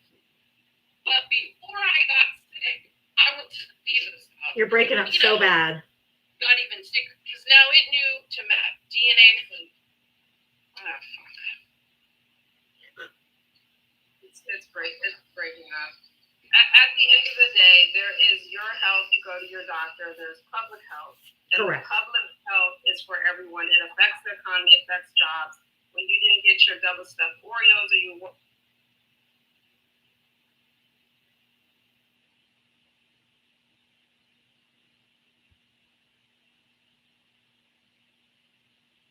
surveillance, that hey, this is happening. But I want you to understand this. But do you know during the height of C-19, did you know we had to have makeshift hospitals? Did you know that doctors that were off and healthcare workers that were off had to come in and work longer shifts? Did you know we didn't have enough bed spaces? So at that time, for the good of public health and science and healthcare, you have to put measures. Libido, I don't need help. I don't. And I'm going to say this once because it's like the kid. I have a kid right now. You let him get burned, then you just let him. I'm taking the training wheels off, but for the other people, not for Libido, because Libido doesn't care about us. 200,000 healthcare workers have left healthcare, and we're going to keep going. So when the next pandemic comes, because we don't have the infrastructure, I want you to know we will be gone. So when you run to the ER, and even if it's unrelated, chest pain, your daughter got in an accident or whatever, good luck, because you are helping the demise of the healthcare system. I don't need a response to this. Yeah, I mean, you said nothing at all, so it wouldn't matter. So I would drop them after that. This is what I'm talking about. There's no respect for people that I spent 20 years of my life doing what I do. So for you to say that is ridiculous because I diagnose people's cancer every single day, and I know what I say matters. He's gone. And I just want to finish. I want to finish my thought because I got cut off. So I just want to make it clear. We know that science works. We know medical science and vaccinations work. We know it saves lives. We don't live in 1789. We don't live in 1889. We don't live in 1989. We live in 2025. And any person that still is denying the efficacy of vaccinations at this point in time, we had 4,000 people unaliving every day in this country to the tune of 1.1 million people. The largest loss of life in a first world country with access to medical care. We live past the age of 35 because of medical science. And if you are still denying the dangers that lurk in our waters, in our air, and on our land, the problem lies within you. And men like Libido are spreading misinformation because they live in a state of fear all the time. They have more fear of the science than they do of the virus that's actually going to give you myocarditis. They live in fear of all the other things that the fake actual news was giving you, like Fox News and RFK and all these conspiracy theorists were telling you. They live in the fear of those people instead of the fear of the actual virus, the public health crisis that was harming our nation and the globe alike. We live longer because of medical science. We live longer fighting against diseases like smallpox and polio, and MMR vaccination helped us. And now we're watching the effects, Dr. Keisha, please weigh in on this, of how measles, mumps, and rubella not being taken by these conspiracy theorists are literally causing an uptick in the loss of life and health of our children moving forward. And then when it knocks on your door, and I heard him say he has a 3-year-old, God help you. God help you if your child comes down with COVID-19 or MMR, because it lasts in the body for years upon years, not just from the one illness. Yes. I mean, all of them are coming back. There's also a perfect storm. I want people to understand what he said. It makes it clear why many of my colleagues, and we tell them congratulations as they hang their stethoscope up and walk out of medicine, is because while we were fighting a fight, it was nice being cheered on, towards the beginning when everyone else was staying home and said, this is fun. But then it became, oh, damn them. And then it became, oh, let's pew at the CDC or a doctor's office or my colleague who gets death threats or unalivement threats. I love TikTok shop all the time. And it's at the point like, why? What is the purpose? When I can just sit, let me go be a fit model on OnlyFans or something, because what I'm doing worth it? I'm a behind the scenes doctor. Nobody sees the things that I know are amazing that I do. Running a laboratory, making disease diagnosis from the clinician, all of that stuff. And I went through medical school and I missed a lot. But at the end of the day, when it comes to it, people are throwing stones at you while you're walking into you do your job. There becomes a point in after the pandemic where you are done. And I am telling you, every day I'm sitting here these 2 weeks off. Sometimes I fret even going back for a week in a rural area. And I'm going to a rural area where people, you imagine I go somewhere where people look like me on their norm. I have been shunned away at doors sometimes, even going to work out. And I still go there. And you've got FOOLs like that telling you everything you say doesn't matter. And you're trying to warn it. So it's like the kid that you try to warn and they don't want to listen to you, it's fine. But I know at the end of the day, the thing that hurts the most is that with things that we got rid of, it's like you mark something off your list, your to-do list, and you're almost at the end of the to-do list, and then all of the stuff at the bottom comes back. That's what we're having. Our to-do list has been refilled, so we can't get to inaccessibility, and inequity in healthcare because we got to go back down to the beginning. We got to go get rid of measles again. We can't get rid of the people with mental health illnesses, which I know personally are dire, and we need to attack it because we got to go right back to the end and get back to the beginning of the checklist. And we're going to keep having to do that if people don't listen to us. But all I can do now is me and my own. I'm going to tell y'all, it's me and my own. There's a line in the sand. If my daughter goes to school and they all of a sudden say, I find out half the school doesn't have immunization, she has asthma, it is me and my own, she's getting out. So you got to do what you got to do. If you know you got to go on CVS online and there's only way you can get the immunization is by answering yes to the question shown in the video, you got to do what you got to do. And I just want to address, there was a comment in here, Diamba, where a gentleman said that it was at C19 was a fraud. I want to challenge all 808 of you to go to Officer Down Memorial page. Officer Down Memorial page, odmp.org. Go to that page and you will find the largest loss of life in the line of duty in law enforcement across this country. The number one loss of life was not by a pew-pew, it was by C19 because they politicized a deadly virus and it literally took out the largest number of law enforcement across this country in 2020, 2021, 2022, and 2023. By all means, question me after you go to that page and see how many lost their lives to C19. And for our youth too. On top of the top 5 causes of unalignment, and definitely a few years ago and still ongoing, C19 was in the top 5 in addition to pew-pew. So all of the things that we've been working on with public health, these are crises, people aren't listening to, and we're going backwards. We've had 3 strikes. I'm a baseball fan. We've had our first strike. We did not learn from C19. Yep. Australia did. South Korea even did. Many other places did. We didn't. Our second strike was we had pew-pew violence, and we're not learning from it by sensible laws. Strike 3, we have global warming, and we're not learning from hurricanes. I'm down here in Houston, hurricane season and natural disasters and how to prepare for them, but we cut from them. So we've had 3 strikes. And I'm not predicting anything, but I'm just telling you next time it will not be one thing. Correct. But not only that, we have the 4th strike, which is we got our enemies aligning with each other. Correct. Chicago. And that's, so we haven't. Oh, sorry. But you're right, because you've got China and Putin. yes, China, Russia, and Iran. And, North Korea. That's it. And then I think the sidekick was India. Yeah, sidekick was India. But with libido, I'm sorry, I'm quiet after this.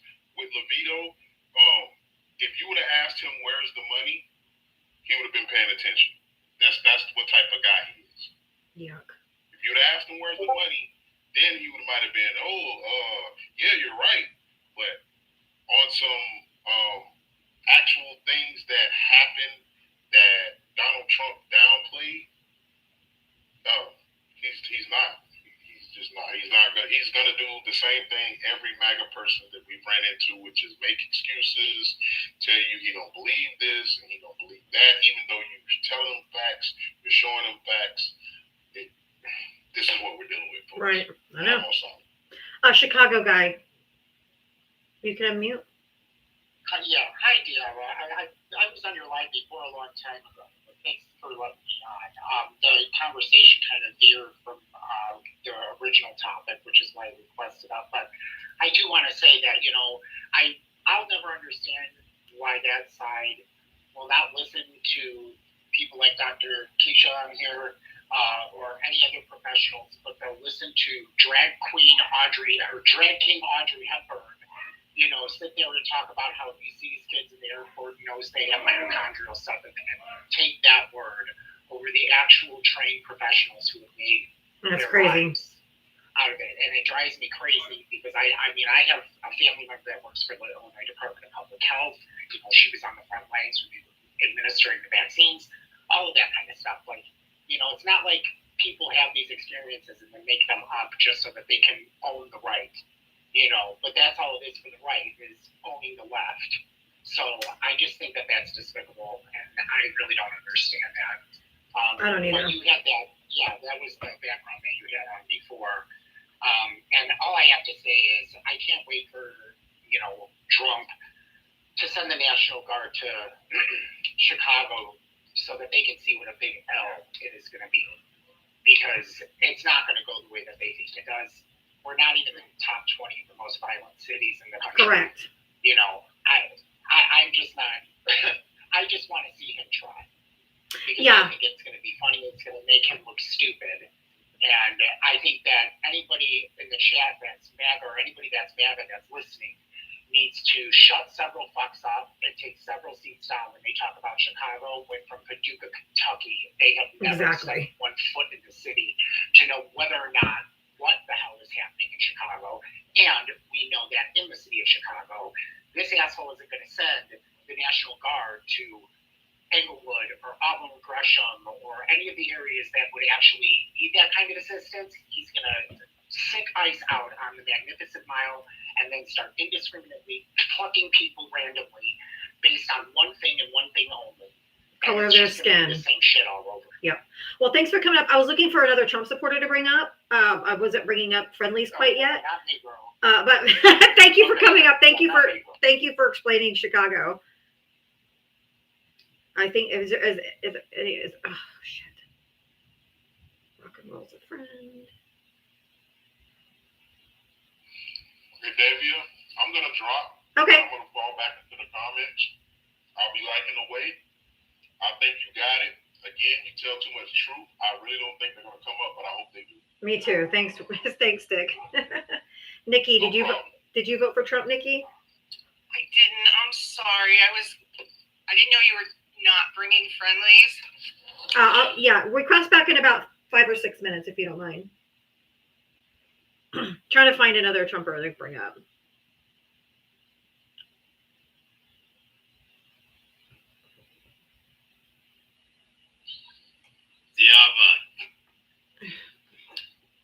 Remind everybody how old you are, what state you voted in. 60 in Michigan. Man, you're definitely getting more stressed out lately. When I check in here and there, you're raging a little bit now, more. You should be too. Everyone should be raging because what's fucking happening in this country is an abomination, and everyone should be raging. We are in the 5-alarm fire. You should be raging as well.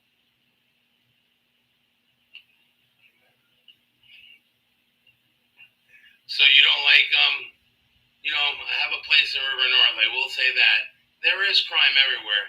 I don't know if it's the extent with Dina, but he's not putting them. He's putting them in the federal buildings. If you watch video guilty. No. Chicago. No. No. No. They're gonna assist. They're gonna No. assist ICE, No. but they're also gonna guard No. federal buildings. No. Yes, I mean I saw it, No. but that's bad. I guess that's what he's. So No. he's gonna have the federal guys helping ICE coordinate and No. then guard federal buildings. No, he's not. You don't think it's gonna? You think he's bluffing still? No, that's not what they're going there to do. Then what are they going there to do? Why are they going to why are they rounding people up? Are they are they part of his new Gestapo? No, they're going to do deportations in Chicago. Deportations is a legal process with an order from a judge saying that they are to be removed from the country. This is kidnapping. No, they have papers on the people they're picking They up. do not. They do not. They have to. They do not. Excuse me. Are you trying to claim that the only crime happening in Chicago or Texas or Florida or California is of immigrant?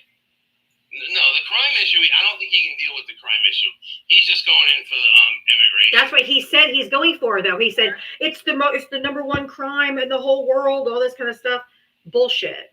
He's talking about crime. He's not talking about deportations. He is talking about crime, not deportation. He's not sending them there for deportation. He said he's sending them there for crime. And they are not showing judicial warrants. They are not. So my question for you, Giant, is what part of you isn't comprehending that even the federal government itself is policing itself now? The judiciary has already determined that the way they are handling the immigration process in this country currently is illegal. Do you understand that? That your federal government, your White House administration is illegally deporting people. They are not receiving due process. People who are literally showing up to immigration court because they have followed the laws of the United States under Title VIII are being denied due process. What part of that don't you get? I don't know. I got an article from the ACLU from 2014. They sued the Obama administration for. I'm happy. I'm happy you have an article from 2014. Let's welcome 2025, shall we? That's why I muted him. Obama did. Nobody gives a fuck. What? No, so that's why I muted him, because nobody gives a fuck about 2014. We're talking about now. So let's be very clear. President Obama's administration was deporting upon entry. They weren't deporting people that had been here for 14 years that had gone through the immigration process. Obama's process, or any president prior to this, was using the system the way it was meant to be used. So this idea that somehow now you can just round up anyone you deem an immigrant and deport them, including children with brain cancer, including children of immigrants who are American citizens, please miss me with your immigration BS, because none of you comprehend the law to begin with. There are 5 levels of undocumented in this country. And the second they determine that they are seeking asylum and present themselves, they are legal. That is our law under Title VIII. And I don't understand why those of you who think that this is a good thing aren't comprehending that right now it might be about migrants, but next it's going to be about you. Yes, his real name is Raymond. His main account is Raymond. Well, I mean, then how was Biden doing so many and Trump can't get there? I don't understand. He was doing it the legal way. What's the legal way? I don't get it. Getting an order of removal. They go to court. They prove that they're here either illegally, undocumented, whatever word you want to use. But they were efficient. Going around kidnapping people off the streets is not efficient. It's just due process. He was just really fucking good at it, and Trump is a goddamn loser. He's doing it the most cruel way you could possibly do it. Because he's not actually picking up people that need to be deported. On top of the fact that he's literally married 2 immigrants that stayed over their visas and dropped anchor babies and used chain migration to bring their family over. You didn't want me going to Obama. You didn't want me going to Obama's. You didn't want me going to The problem with men like you is that's all you can do is bring up President Obama. President Obama is the U.S. citizen. Don't bring up Obama if I can't. She's bringing up Donald Trump, who is the sitting president. No, but you're bringing up his wife, the two wives from years ago. He's still married to Yvonne. He's still married to Melania. She's not. It's not a decade ago. Thank you for the gift. She wants her deported, kind of. That's not her point. I didn't say anything about deporting Melania. I said the hypocrisy of your party is mind-boggling. He married not one, but two women who overstayed their visas. Melania does not have a higher education. She does not have a doctorate. She's not a doctor, an engineer, or any expert in any field, and she was afforded the Epstein visa. Oh, excuse me, Einstein visa. No, I was right the first time, the Epstein visa. Because that's how she got over here, was through her industry of nude modeling and soft porn. And you and I both know that the only reason she's in the position she is because she married a rich old white man and used his status to get her Einstein visa. Full stop. Well, she didn't do bad for herself, I give you that. Believe me, she did really bad. She's probably one of the most miserable witch women in the planet. That's true. Every time you see her face, she despises him. She's repulsed by him. She might not be as miserable as you are. She's counting the minutes for him to unalive. I hope she's not as miserable as you. You know what, Giant? That's a compliment coming from somebody that's so scared of his own shadow, he hides on the internet mocking women. You are probably one of the most repulsive men on this app. Not at all. In their lives. I'm fair with the outing. You make zero sense. You don't know anything about the law of your own country. You don't understand the Constitution. And you guys come up here and preach bullshit because you are misogynist and racist pigs. I never said you guys weren't knowledgeable. You guys are very knowledgeable. If you weren't knowledgeable, I wouldn't listen. People like drama. That's why I came up. You guys didn't have anybody. I figured let me come up and stir you guys up a little bit. When does drama get tiring, though? That's just a question for the. When does it get tiring? When you start to have like chest pain, vital signs changes. Dr. Keisha, can I ask you a question? This is a real question. So I live in Michigan. Come to my live on Monday.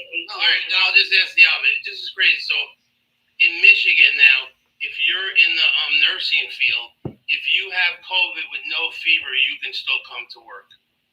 Well, that's what my body, my choice is. So now you guys know. Let your healthcare professionals. No, but that's Michigan. Their body, their choice. That's crazy to me how we were in 2020, and now if you have a fever, you can't come to work. But if you don't, you can go. You test and no fever. So maybe it's less than. It's almost like medical science has come up with other options now, like vaccinations, Paxlovid. What is that other drug that starts with an R? Remdesivir. Yeah, it's almost like all these new medical science treatments that have come out because now we have a way to combat. Now our immune systems are like at 80%. The problem with that, Giant, is if it mutates and it impacts people that don't have the vaccine, because that's the number one group unaliving. But now he's worried because some nurses are saying they don't have to go with PPE, is what he's saying, Jim. Go to work sick. So now they're concerned. Remember, the only reason I brought it up because my sister's in that field and she's works in a nurse's kind of thing in an urgent care kind of place. And well, she's a doctor. Nurses kind of thing. Dr. Keisha is a doctor. I know. She's not a doctor. I know. I'm just saying in Michigan, it's a big hospital. I'll think of the name in a minute. It's huge. It's a big corporation hospital, multi-state. But I guess their new rule is COVID, no. But that's all I'm saying. It's crazy how we went from you couldn't even leave your house, and now you can go to work COVID with no fever. I was just. Could it possibly be because there's a shortage of nurses also that they need every hand on deck? Well, you could say then the vaccine worked because you don't get it as bad, so you don't get a fever. But we do say that. Yeah, that's what I'm saying. I got the vaccines. No, but I think you're trying to twist it too, Jim. I think he's trying to twist and saying it's interesting. Now it's not. Yes, there's protection, but it's multifocal. Yes, there's more difficulty, but now they are believing that you can go if you don't have symptoms, not if you have symptoms sick to work and you still have the PPE. If anyone's doing anything different, then that's when we see in places where politics are coming into play into healthcare and making decisions.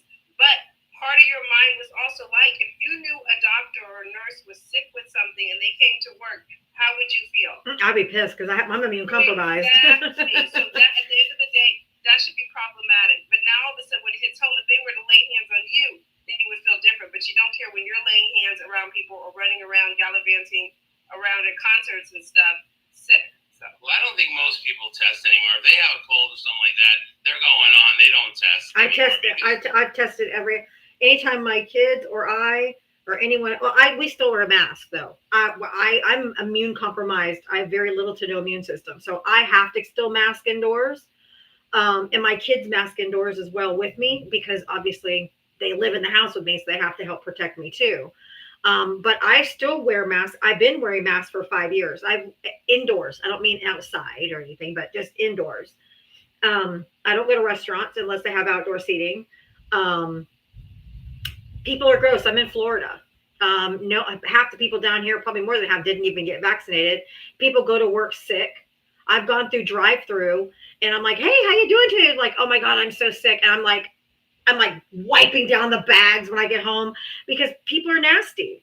And so I still wear masks indoors. And I've only been sick twice in 5 years. And that was from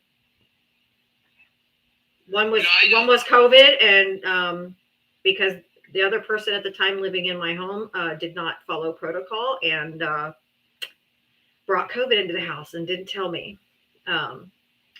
So yeah. I have to take care of myself. I get stared at. I'm in Florida. You got to remember, a lot of MAGA down here. I get in Subway yesterday. I walked into Subway to pick up a sub for Ava, and I have my mask on. And this guy just got out of a big old jacked up truck, so I'm pretty sure he was probably a Trump supporter. He just looked like it anyway. You can just kind of see the incel in them.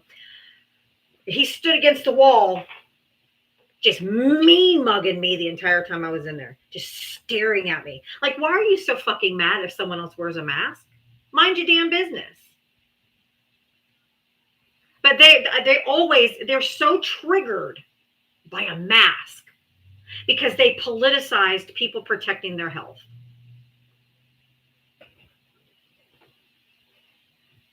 Yeah, I don't know there's a lot because, hey, do I love everything Trump does? Even your sign behind you.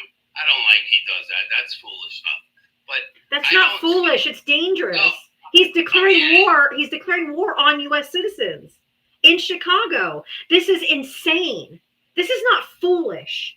This is dangerous. This is illegal, and it's unconstitutional. I mean, I guess the only way to stop him is going to be in the midterms, because then he'll have, because these Republicans and some Democrats won't even go after him right now. So it's a tough thing right now. No. Democrats have no power in any chamber. We have no power. No, I got you. Some are speaking out, but how much can you speak out? You know what I mean? Like AOC speaking out more. He's probably doing it the most. I just saw an interview with her and Don Lemon, something like that. So, all right. Well, it was nice for all right. I get it. Thanks, guys.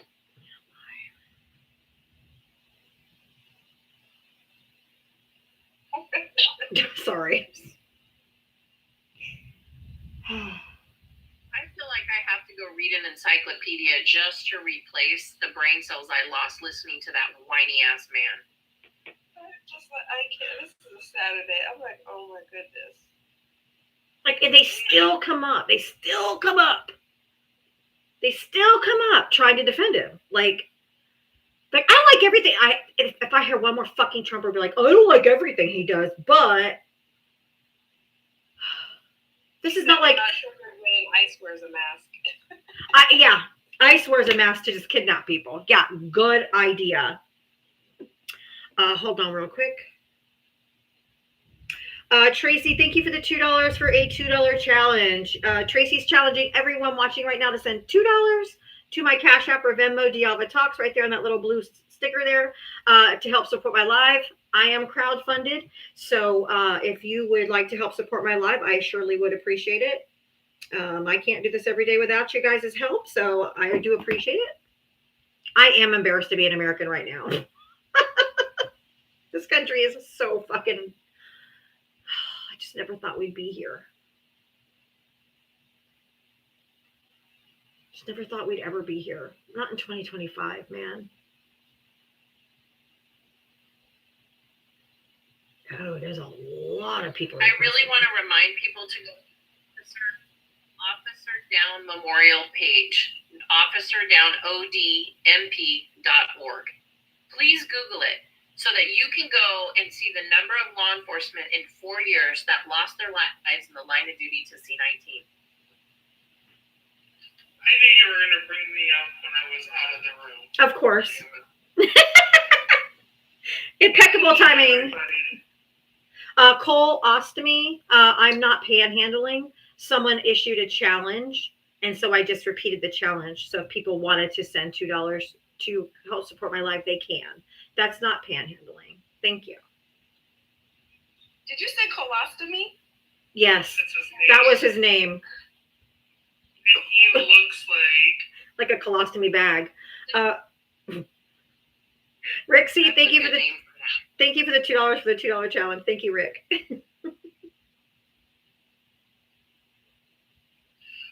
I just wanted to come out, though, my friends, and just say, Melania is doing just fine, y'all. When she is in New York, she has a tennis instructor, a yoga instructor, a kickboxing instructor. She's doing something with guard. They're all men, by the way. And they're just there to instruct, quote unquote. That's all. The girl's doing just fine. Now, she was mad this weekend because she had to come back to the White House and translate for the deaf fucking president that we have. I don't know if y'all saw that, because that was wild. Every time somebody asked a question, she had to repeat it. Donald Trump, the thing he said the most for that was, huh? It was out of control. But also, did you see what Philadelphia and Chicago have both said they were going to be doing about this? I think Chicago was bringing like snow plows or something out and like blocking the streets so that they can't come in. But They have both said that their law enforcement will be in full effect and they will happily arrest ICE and put them through the legal system if they are wearing masks and if they are kidnapping people, if they don't show proper ID, if they don't have warrants. yes, And also, I just want to say, I am not from Chicago. I call it my second home because I've been there a lot because I'm right in Michigan, just a little bit away from there. And I love Chicago. Y'all, Chicago is not the place. no, I don't think Philly is either. No, absolutely not. Like, I don't know that any city really is the place to be trying this kind of shit. Like, I can't really name a city that I would say is like a punk bitch or anything. But like Chicago, no. Y'all go look at some of the history of Chicago and tell me if you want to play. Because I don't think you do. But I thought that was pretty interesting. I love it. In Chicago, that was the mayor that said that. And in Philadelphia, that was the AG of Philadelphia. Nice. They were like, no, we're not playing. Like, we will put you in handcuffs. You will go to court. You will be put in front of a jury of your peers. And we'll find out how many of them are actually criminals because we'll have to. Their criminal records will be public record. Yeah. How many of those people are J6ers and? Oh yeah, when they unmask that, that's going to be a whole different story. But the truth is, like, we're out here talking about Nuremberg too, Mm-hmm. and it might be something that happens right here. Yep. In real time. Yep. So we'll see what happens. Yep. Oh, also, the last thing I just wanted to say, that West dude was fucking gross. Wasn't it? And Wes, if you're still in here, I hope somebody calls the FBI on you to check your hard drive. Yes.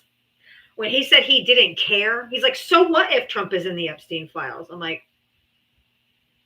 or later on when he said, it's in the past. it's in the past. Fuck. It's in the past. Well, you know what? Nancy Mace got to listen to those girls talk about their past, and it threw her right back into the trauma. It did. So, for Wes and Dr. people Keisha. like that, here's a really hearty fuck you. Because that was so disgusting. And it So just gross. shows how white men don't care about that kind of stuff. They didn't don't. care that there were children. Like he sounded, there was no empathy when you said you understand that they were children, right? And then like for him to say things like who cares and it's in the past and shit like that. Like that's why people say it's all men till it's no men. Absolutely. And that, what did I say? I've also been saying all along that the people that are still riding with Trump, people that still are on his, in his camp and trying to defend him, it's because if they thought they could get away with it, they would do it too. Yeah. And that they're not safe around anyone's children. And I'm just going to say this. My reaction to Nancy Mace was totally different than a lot of other people. I didn't see just the trauma. I saw guilt. Yes. She voted for this administration. She voted for Trump. She stood by and she took away the rights of women. She took away the rights of American citizens, civil rights, human rights, women's rights, educational rights. She voted for all of it. And when those survivors had to speak about what they endured, that was guilt. She looks sick. And that's what Marjorie Taylor's experiencing also right now, too. She's experiencing the guilt because they know as women, they uplifted these despicable men and they are protecting predators and thieves against this United States of America and all of its occupants. Every single one of the people here are impacted by those predators still walking free. Correct. Gregory, thank you for the $2. Gregory, thank you for the $2 for the $2 challenge. Thank you. Sorry. When I said that, I saw some comments that I just want to address. If you don't understand the meaning of it's all men till it's no men, then one, zip your lips, and two, go find out what that means. Because that's just, you don't listen. And that's just what it is. But anyway, last thing I'll say, and then I'll drop down. And I know that everybody in here pretty much knows this, but Jen, you missed it. I just started my master's program in counseling and behavioral health. And I wanted to let you know that because I know that you also, I don't know if you said you were degreed in it or what your credentials were. I have a master's in behavioral science, marriage family therapy with a specialty in crisis and post-traumatic stress disorder. Love that. So I might reach out to you on a personal level for things regarding that in the next 2 or 3 years because that's how long my program is. But I just wanted you to know that I'm going to be involved in it too. I'm very, very proud of you. I'm actually contemplating going back for either a second master's in public health or my PhD. I haven't decided. Well, I love that for you. Just for everybody in the chat, just want to make sure that I point out that Mitria's pronouns are she, her. Thank you. Yes, the voice is definitely. Sometimes the voice confuses people. I know. I just want to make sure. That's all. I appreciate you, love. It's important. That's all I It's wanted to important. say. I'll let you get back to friendly time, and it was lovely to see these ladies on your panel. Your panel was a party today. I know. It was nice. Having Stick to Rule up here and Jem and Dr. Keisha, it was great. I loved it. Yeah. had everybody. It was good. Also, oh, you know what? There is one more thing actually. That person Bacon that you brought Oh, up. crispy bacon. Yeah. I was on my way home from getting my nails done today when I heard his story, and I was almost like in tears while I was on my way home because I know. That just like, and then that woman was just so ignorant. Yeah, she was. And loud as fuck. God. Well, first of all, if that was Gwen, because I had come in and then I had to leave, if her name was Gwen, she's not Dominican Republic. Her husband is. Right. Her husband and kids. Yep. Exactly. So she shouldn't even be speaking on the subject because she has zero concept of what it's like to walk around in brown or black skin.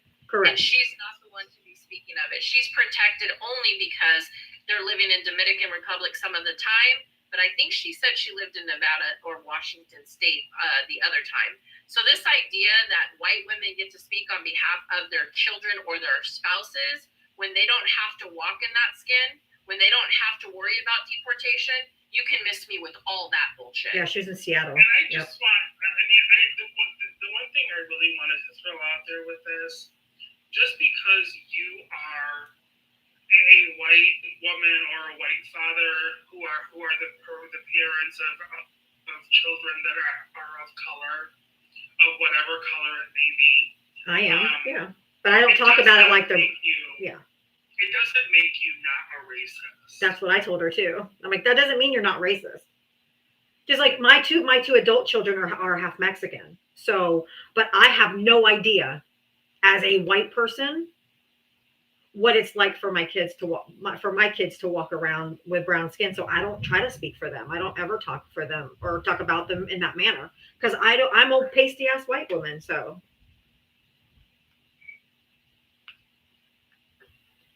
I don't know. That irritated me from her. And then his story, I was like, what the fuck, man? But I will say, I'll leave on a positive note. Y'all, it's going to be a fight. Don't get that twisted. Yep. But we are already on the upper hand of this. Mm-hmm. We just have to continue what we're doing. The pushing back, the fighting back, the implicating them, the shaming MAGA and the racists and the misogynists and the foes. Push them back they can go back in the closet. But we're gonna get there, y'all. We're doing good, I promise. Yep. It's just so much shit all at once. It seems overwhelming. Deborah, thank you for the $2 for the $2 challenge. Well, thank you for coming out, Mitria. I love you. Yes, of course. I love y'all. Have a good night. You too. Bye. You're all right. After I drop her. Hey, Poetic. Hey, what's up? I just came up to hi, Jen. I just had to say hi to Jen. But I came up to piggyback on something that Mitria was saying about that conversation. I figured you were. This is something that Jem always talks about too in these, that Gwen was coming up and she was literally talking about how so many Dominican people say, I'm not black, while denying the history of black people in those lands. And Jem tackles that every time it comes up. It's just crazy to me that she was able to come up here and talk to me, scream at me about blackness while trying to salsa dance off the blackness of her husband and kids. That's not how that shit works. Because in Dominican Republic, you ready for this? She feels oppressed. In the Dominican Republic, she's not special to them. She's the outsider. Right. You see, this is the problem with white people in every culture. This isn't just here in the United States. White people seem to think that they get to hide under the veil of their skin. But when they're the ones outnumbered on an island, they're now wondering, this is so unfair. I'm oppressed. They don't accept me because I'm white. And I was watching a video today that literally made my stomach sick. There was a woman doing a makeup tutorial, and I couldn't sleep last night, and I came across her, and she was so orange from her fake tan that you could see the whiteness in her scalp, right? And she's going on and she's now trying to cover the orange pigmentation she has put on her skin to darken her already white skin, that now she's literally taking concealer to put all over her face like a reversed raccoon almost.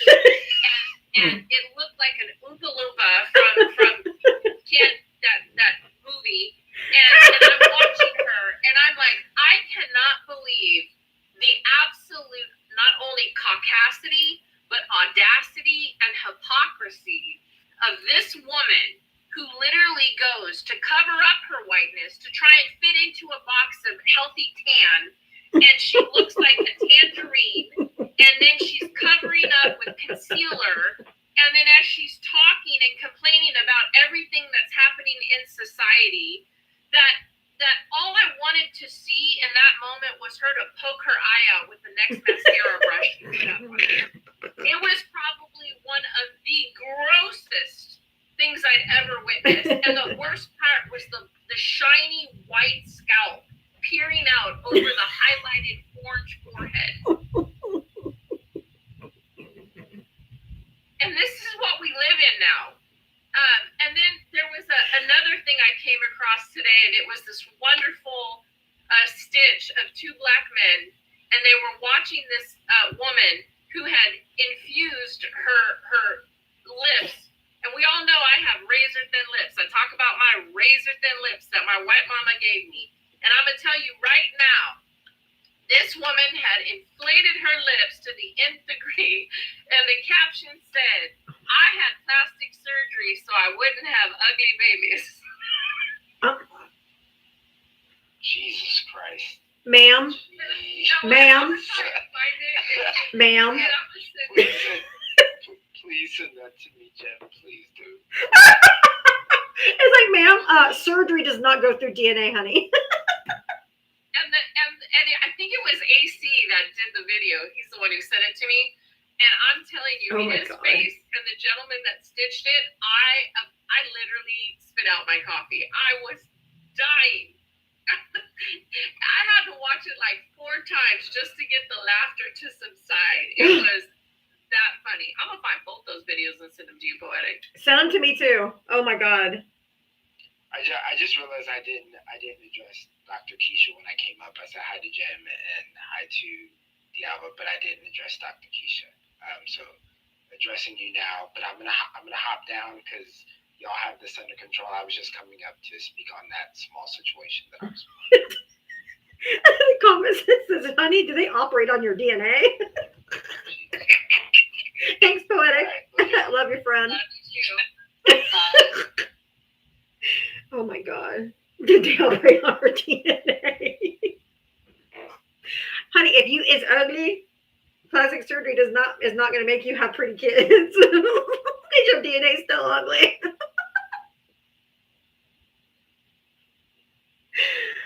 Oh God, white people.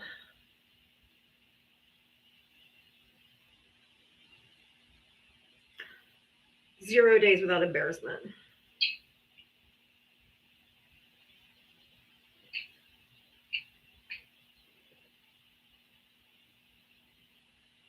You're on mute.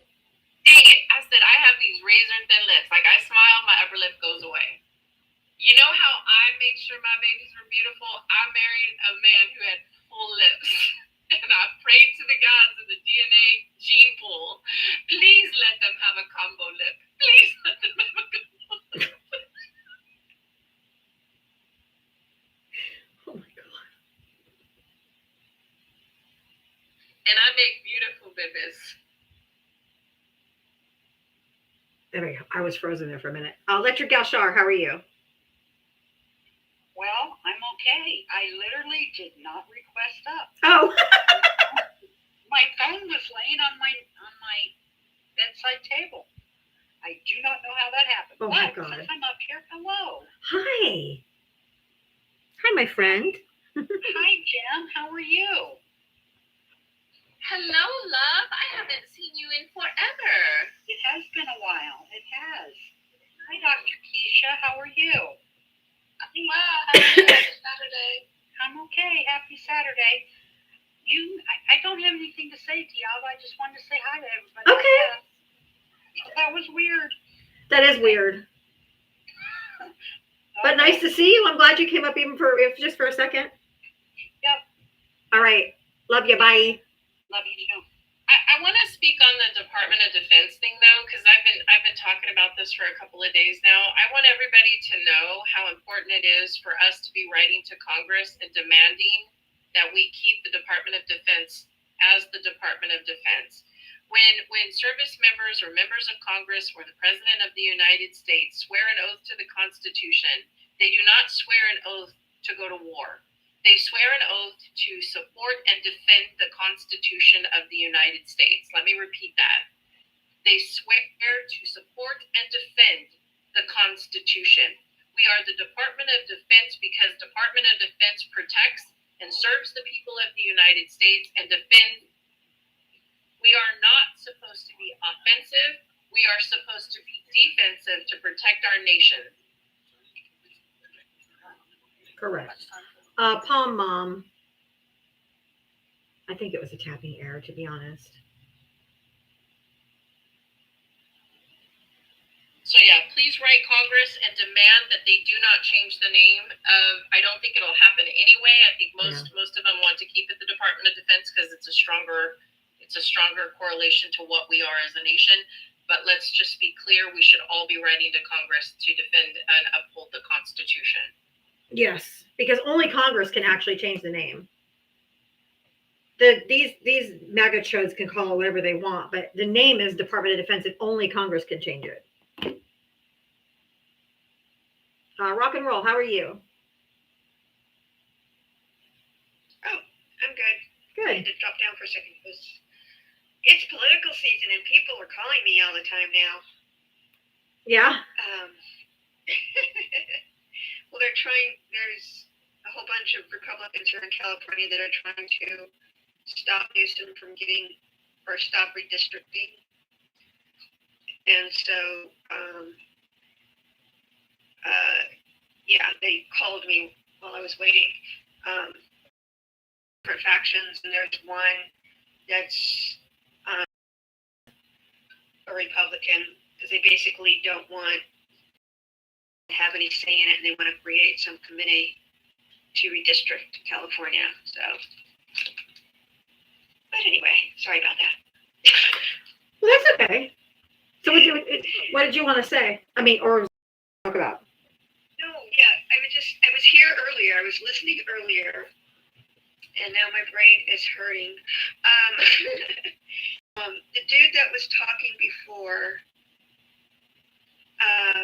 that's what it was. It was just this general thing about the cognitive dissonance of these MAGA kids that are so unaware of the facts, and it terrifies me that they just do not seem to understand that the people they don't like aren't the ones that are necessarily going to be harmed.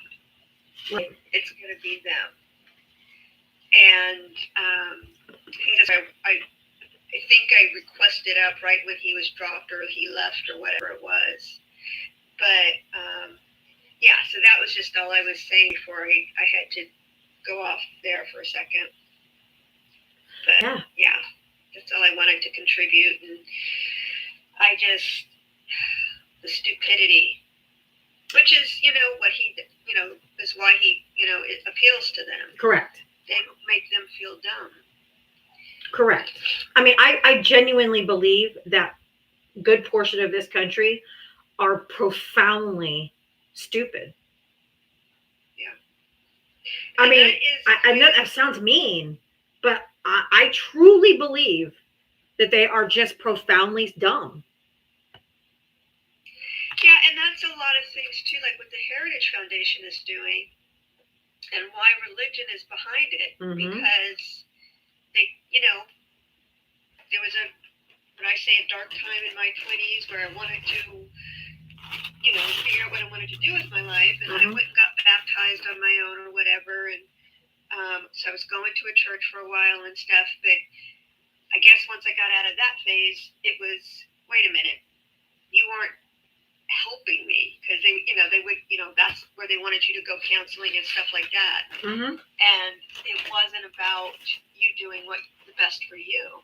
And so they just only go by what they're told. Yes. And it was and that's what this cult-like thing is. Mm-hmm. It's kind of this new religious, movement.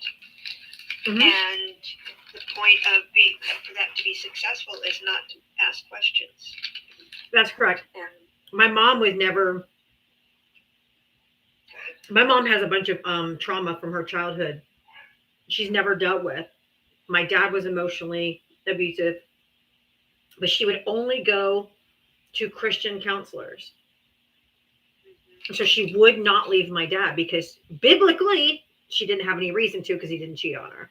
So she has endured in a lifetime of abuse from her father to my dad.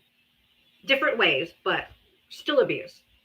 And she will not leave him. She's almost 80 now. She ain't going nowhere now. But because she only went to Christian pastors, Christian counselors, who would all counsel her to just keep trying and keep trying, keep praying for him. Yeah. Because, him going on the right path is her job. Right. So it's sad. It's sad. But anything else, rock and roll? No, that's just like I had gotten the phone call, and I was listening when that dude was there, and I requested up at that time to kind of follow up on what he was saying. Yeah. So, thanks for bringing. Well, thank you. Of course. Thanks for coming up. It was good to see you. We hadn't chatted with you for a while. That was nice. Thank you. Come on. Why is it being like this? My connection's crap. We are having a major storm though, so that could be it. Allie, how are you? Hi Diava. Hi everyone. I'm not sure. I know Jam. I'm not sure the other person. Dr. Keisha. Hi. I have a funny story. Okay. To do with like older technology. Okay. So when I was in school, this was about 2015, give or take. My friend had this Nokia 3310. We had the nickname for it. We called it the Nokia brick. Mm-hmm. Because that thing did not break. Indestructible. One day, when he got his first smartphone, he gave it to me and my other friend and said, "Try it." He told us to try and break it. Mm-hmm.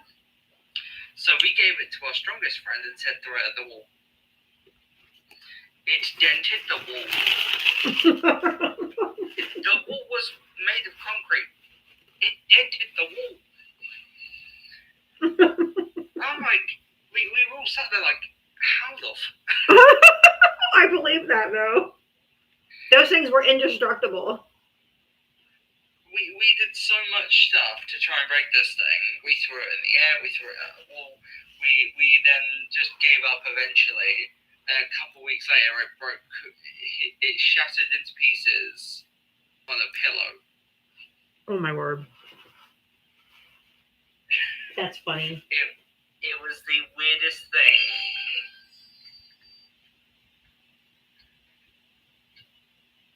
That is funny though. Me and my friend got talking about it because I'm getting a new phone this week, hopefully. Now they make them so flimsy they break as soon as you drop them. Yeah. I wish they were a little bit more crazy durable. How strong they used to be. There was a flash flood warning in my county. What, just now? Yeah, I got an alert on my phone. It's been pouring and storming and. Well, yeah, because it's hurricane season. Mm-hmm. But. Also, to add to the conversation about Trump's wife, the opinion that she started the "Is he gone yet?" trend. Oh, what? I have the opinion that she started it. Probably. She's like, is that old coot gone yet? I have that opinion because we all know she's she hates him. Oh, you can see it on her face. So it's not too unlikely that she wants him gone just as much as the rest of us does. She just wants whatever money she's going to get so she can go on with her life. But I think she has a lot of hope, like the rest of us, that the big beautiful obituary will happen soon. Yep. All right. Thanks for coming up, Allie. Yeah, as always. Bye-bye. Bye. You think she suffered enough?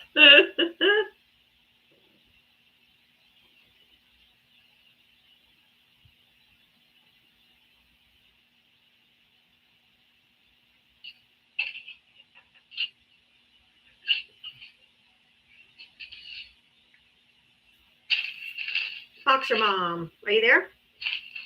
Yeah, I am. How are y'all doing? Good. Ouch. Hey,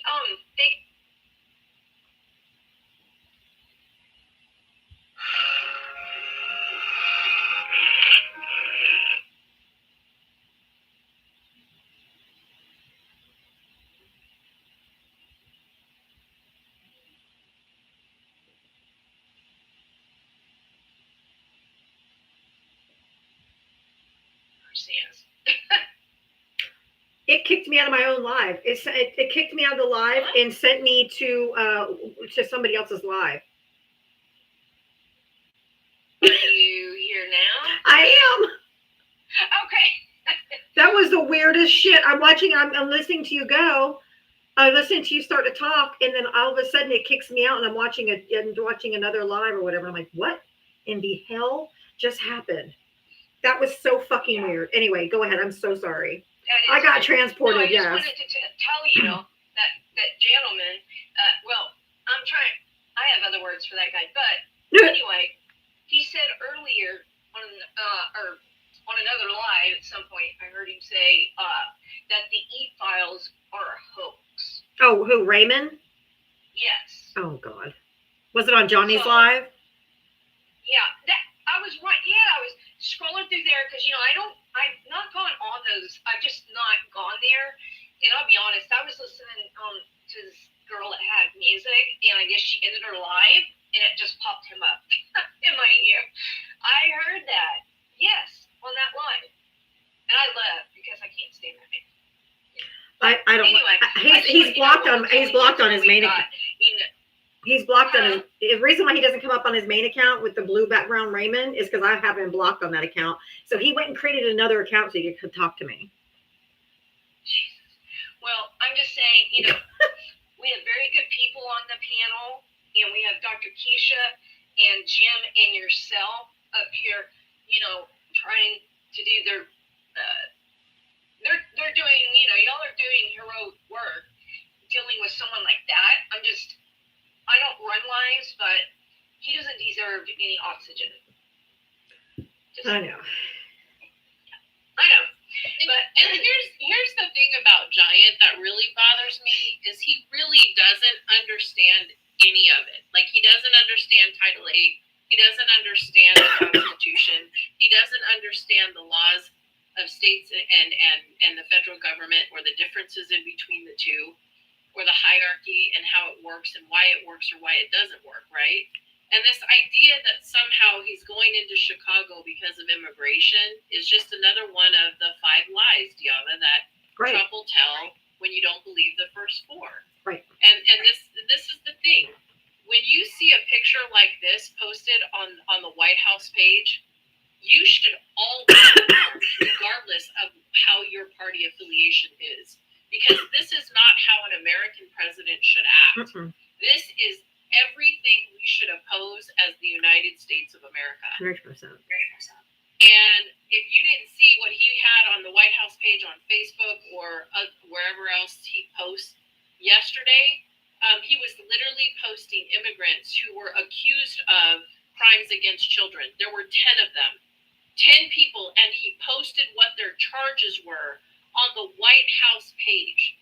The White House page is not an announcement of criminal activity. It is supposed to be the page that talks about what we're doing in our society for the betterment, not a page like an FBI report, like Most Wanted. That's literally what the White House page looked like yesterday. Oh my the God. official White House page. That's gross. And so the only reason you would do that is after the survivors of Epstein did their conference, they are trying to deflect and pivot from that by attacking more immigrants, and it's not going to work. Nope. We're never going to let this administration forget that they are protecting predators.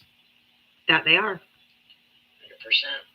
Go ahead, Boxer. And then I'm gonna read my poem for y'all, but also want to give Dr. Keisha a plug because with the guy RFK Jr. in there, we are in a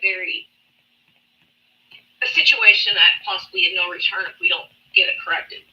And so, if you want true facts, you want to know how to keep yourself, your family protected, show up and support Dr. Keisha, Dr. Sharon, Dr. Tusa, Dr. Leslie, any of the other people that come on there. They are giving amazing facts, information, and an opportunity, if you have a question, to come up on their panel and talk about it.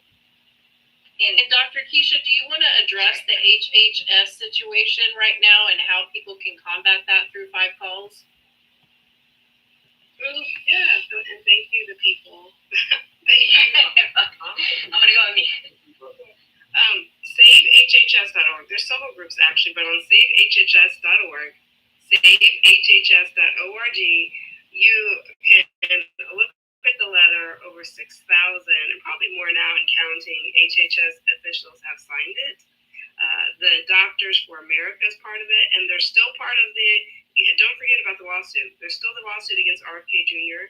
and the way he got rid of allowing access to immunizations for pregnant persons and healthy people. But they came together and band together and are literally fighting. They want to get the resignation of RFK Jr. So how you can do that, one of them is to look on that page, and they have a link to 5 calls. You can download 5 calls. That many people already have it for, calling your representatives for other things. But specifically for the resignation of RFK Jr., go to SaveHHS.org, download the calls app. It'll take you directly to the initiative for that reason. You put in your zip code, and it'll tell you the representatives you need to call and what to say. And then also they implore that we speak up and out and share those postings. I have several postings that I put SaveHHS.org in there, and it's really, really important right now. So many doctors were trying to get it out about the disinformation. It's dangerous. The most dangerous cabinet member is RFK Jr. Yes. For health and safety, yes. Absolutely. Dr. Keisha is 1,000,000% right on this. And I know that, on Monday nights and Wednesday nights, Jim does also, everybody's a wealth of knowledge, but I think in times like this, for example, there was a lady that came on, was worried about, I think it was her child or something, that needed an inhaler or something like that.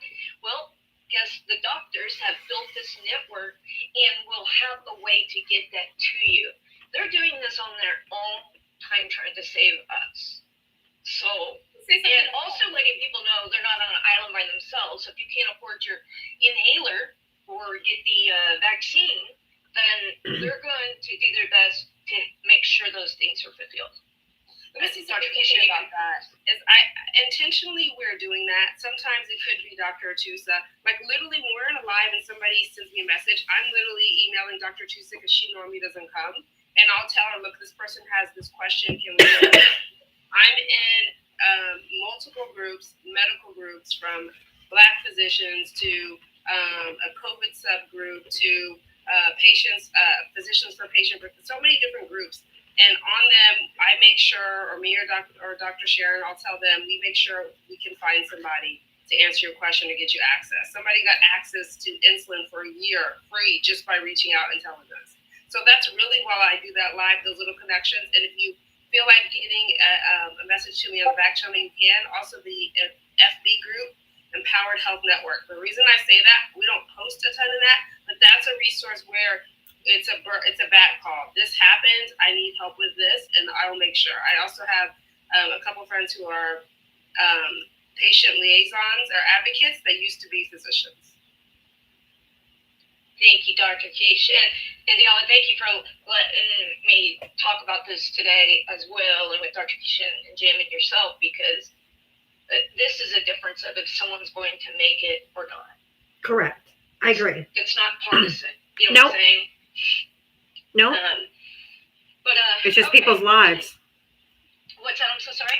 I said it's not partisan. It's just people's lives are going to be in the balance. Yeah, and they're not getting healthy. My husband's a perfect example of that. Getting Parkinson's from a chemical. Mm-hmm. In Oklahoma and Texas, it's the worst. They write the law. We can't even go and fight it. We have every evidence in the world, but we are not allowed to bring it in to the courtroom because they've written the laws that way to make it where you cannot get anything from them. And we're not even wanting a lot of money. I just want to make sure as time goes on that his medical's taken care of. Right. And a 2-year statute of limitations, by the way. Let's think about that. They know ain't nobody going to know in 2 years. Nope. I shouldn't say. Takes longer than that. Yeah. So there is no help. You will be on your own, people. Trust me. Yep. Okay. This is excuse me. This is called "If We Fail This Test, He Will Bury Us." America knows the damn assignment. We're not confused. We're not lost. We're not sleepwalking through this mess. We know the stakes. Because if we fail this test, if we blink, flinch, hesitate, or fall for one more silver-tongued snake in a Kennedy mask selling poison in the name of freedom, then RFK Jr. will not just mislead us, he will destroy us forever. He will gut our hospitals, muzzle our doctors, erase our silence, and gaslight our greed. This isn't reform. This is a public execution of reality. And the man holding the knife is smirking while children cough and the elders fade. He will bleed the truth out of textbooks. He will unalive the cure before it ever reaches your family. He will leave your children defenseless in the name of choice, while diseases he doesn't believe in crawl back from extinction with vengeance. This is not a warning. This is a siren. This is a red sky, 5-alarm, DEFCON 1, freaking screaming, stand up or stay down permanently, because RFK Jr. isn't a saver. He's the final test. And if we fail, we lose everything. So sharpen your voice, charge your soul, raise your fist, and fight like every life depends on it, because it freaking does. We know the assignment.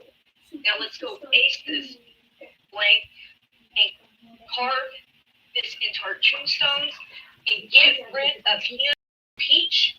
I had another word, but I better not say it. But anyways, that's pretty much. I think if I go any further, I'm gonna say something. That's okay. But anyway, I think we know the assignment, like Dr. Keisha, Jim, and yourself said. Yep. Make those 5 calls. I do it all the time. Call them. Let them know this is bigger than politics. This should never be politics. Medical shouldn't. No. But anyways, hope you like that one. I did. Thank you. Thanks. Everybody have a great one. They're always spot on. Thank you. Thanks a lot. Uh-huh. She's always spot on.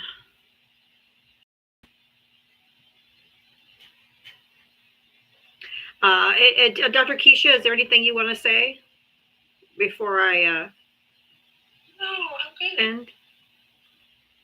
Jem, anything? I just want to say I'm party ready. I'm about to log off. I'm going to a quinceañera, so I wanted to show you my fancy little dress. Oh, hold on. I'm gonna put you on the big screen. Good for you. Everybody go party. Woo! So I'm gonna go have a good time and celebrate some loved ones. And I just want to tell you, take time for yourselves. Make sure you're checking in with friends. Make sure you're reaching out.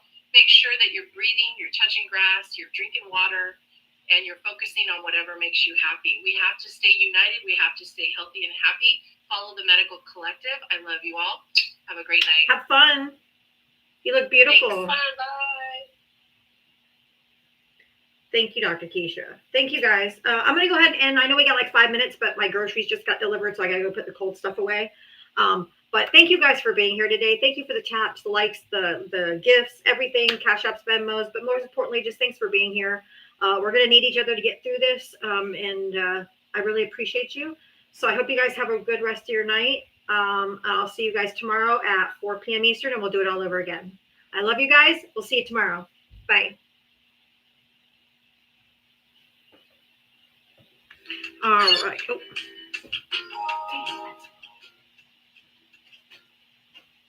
All right. YouTube, I'll see you guys tomorrow at 4 p.m. We'll do it all over again. Bye.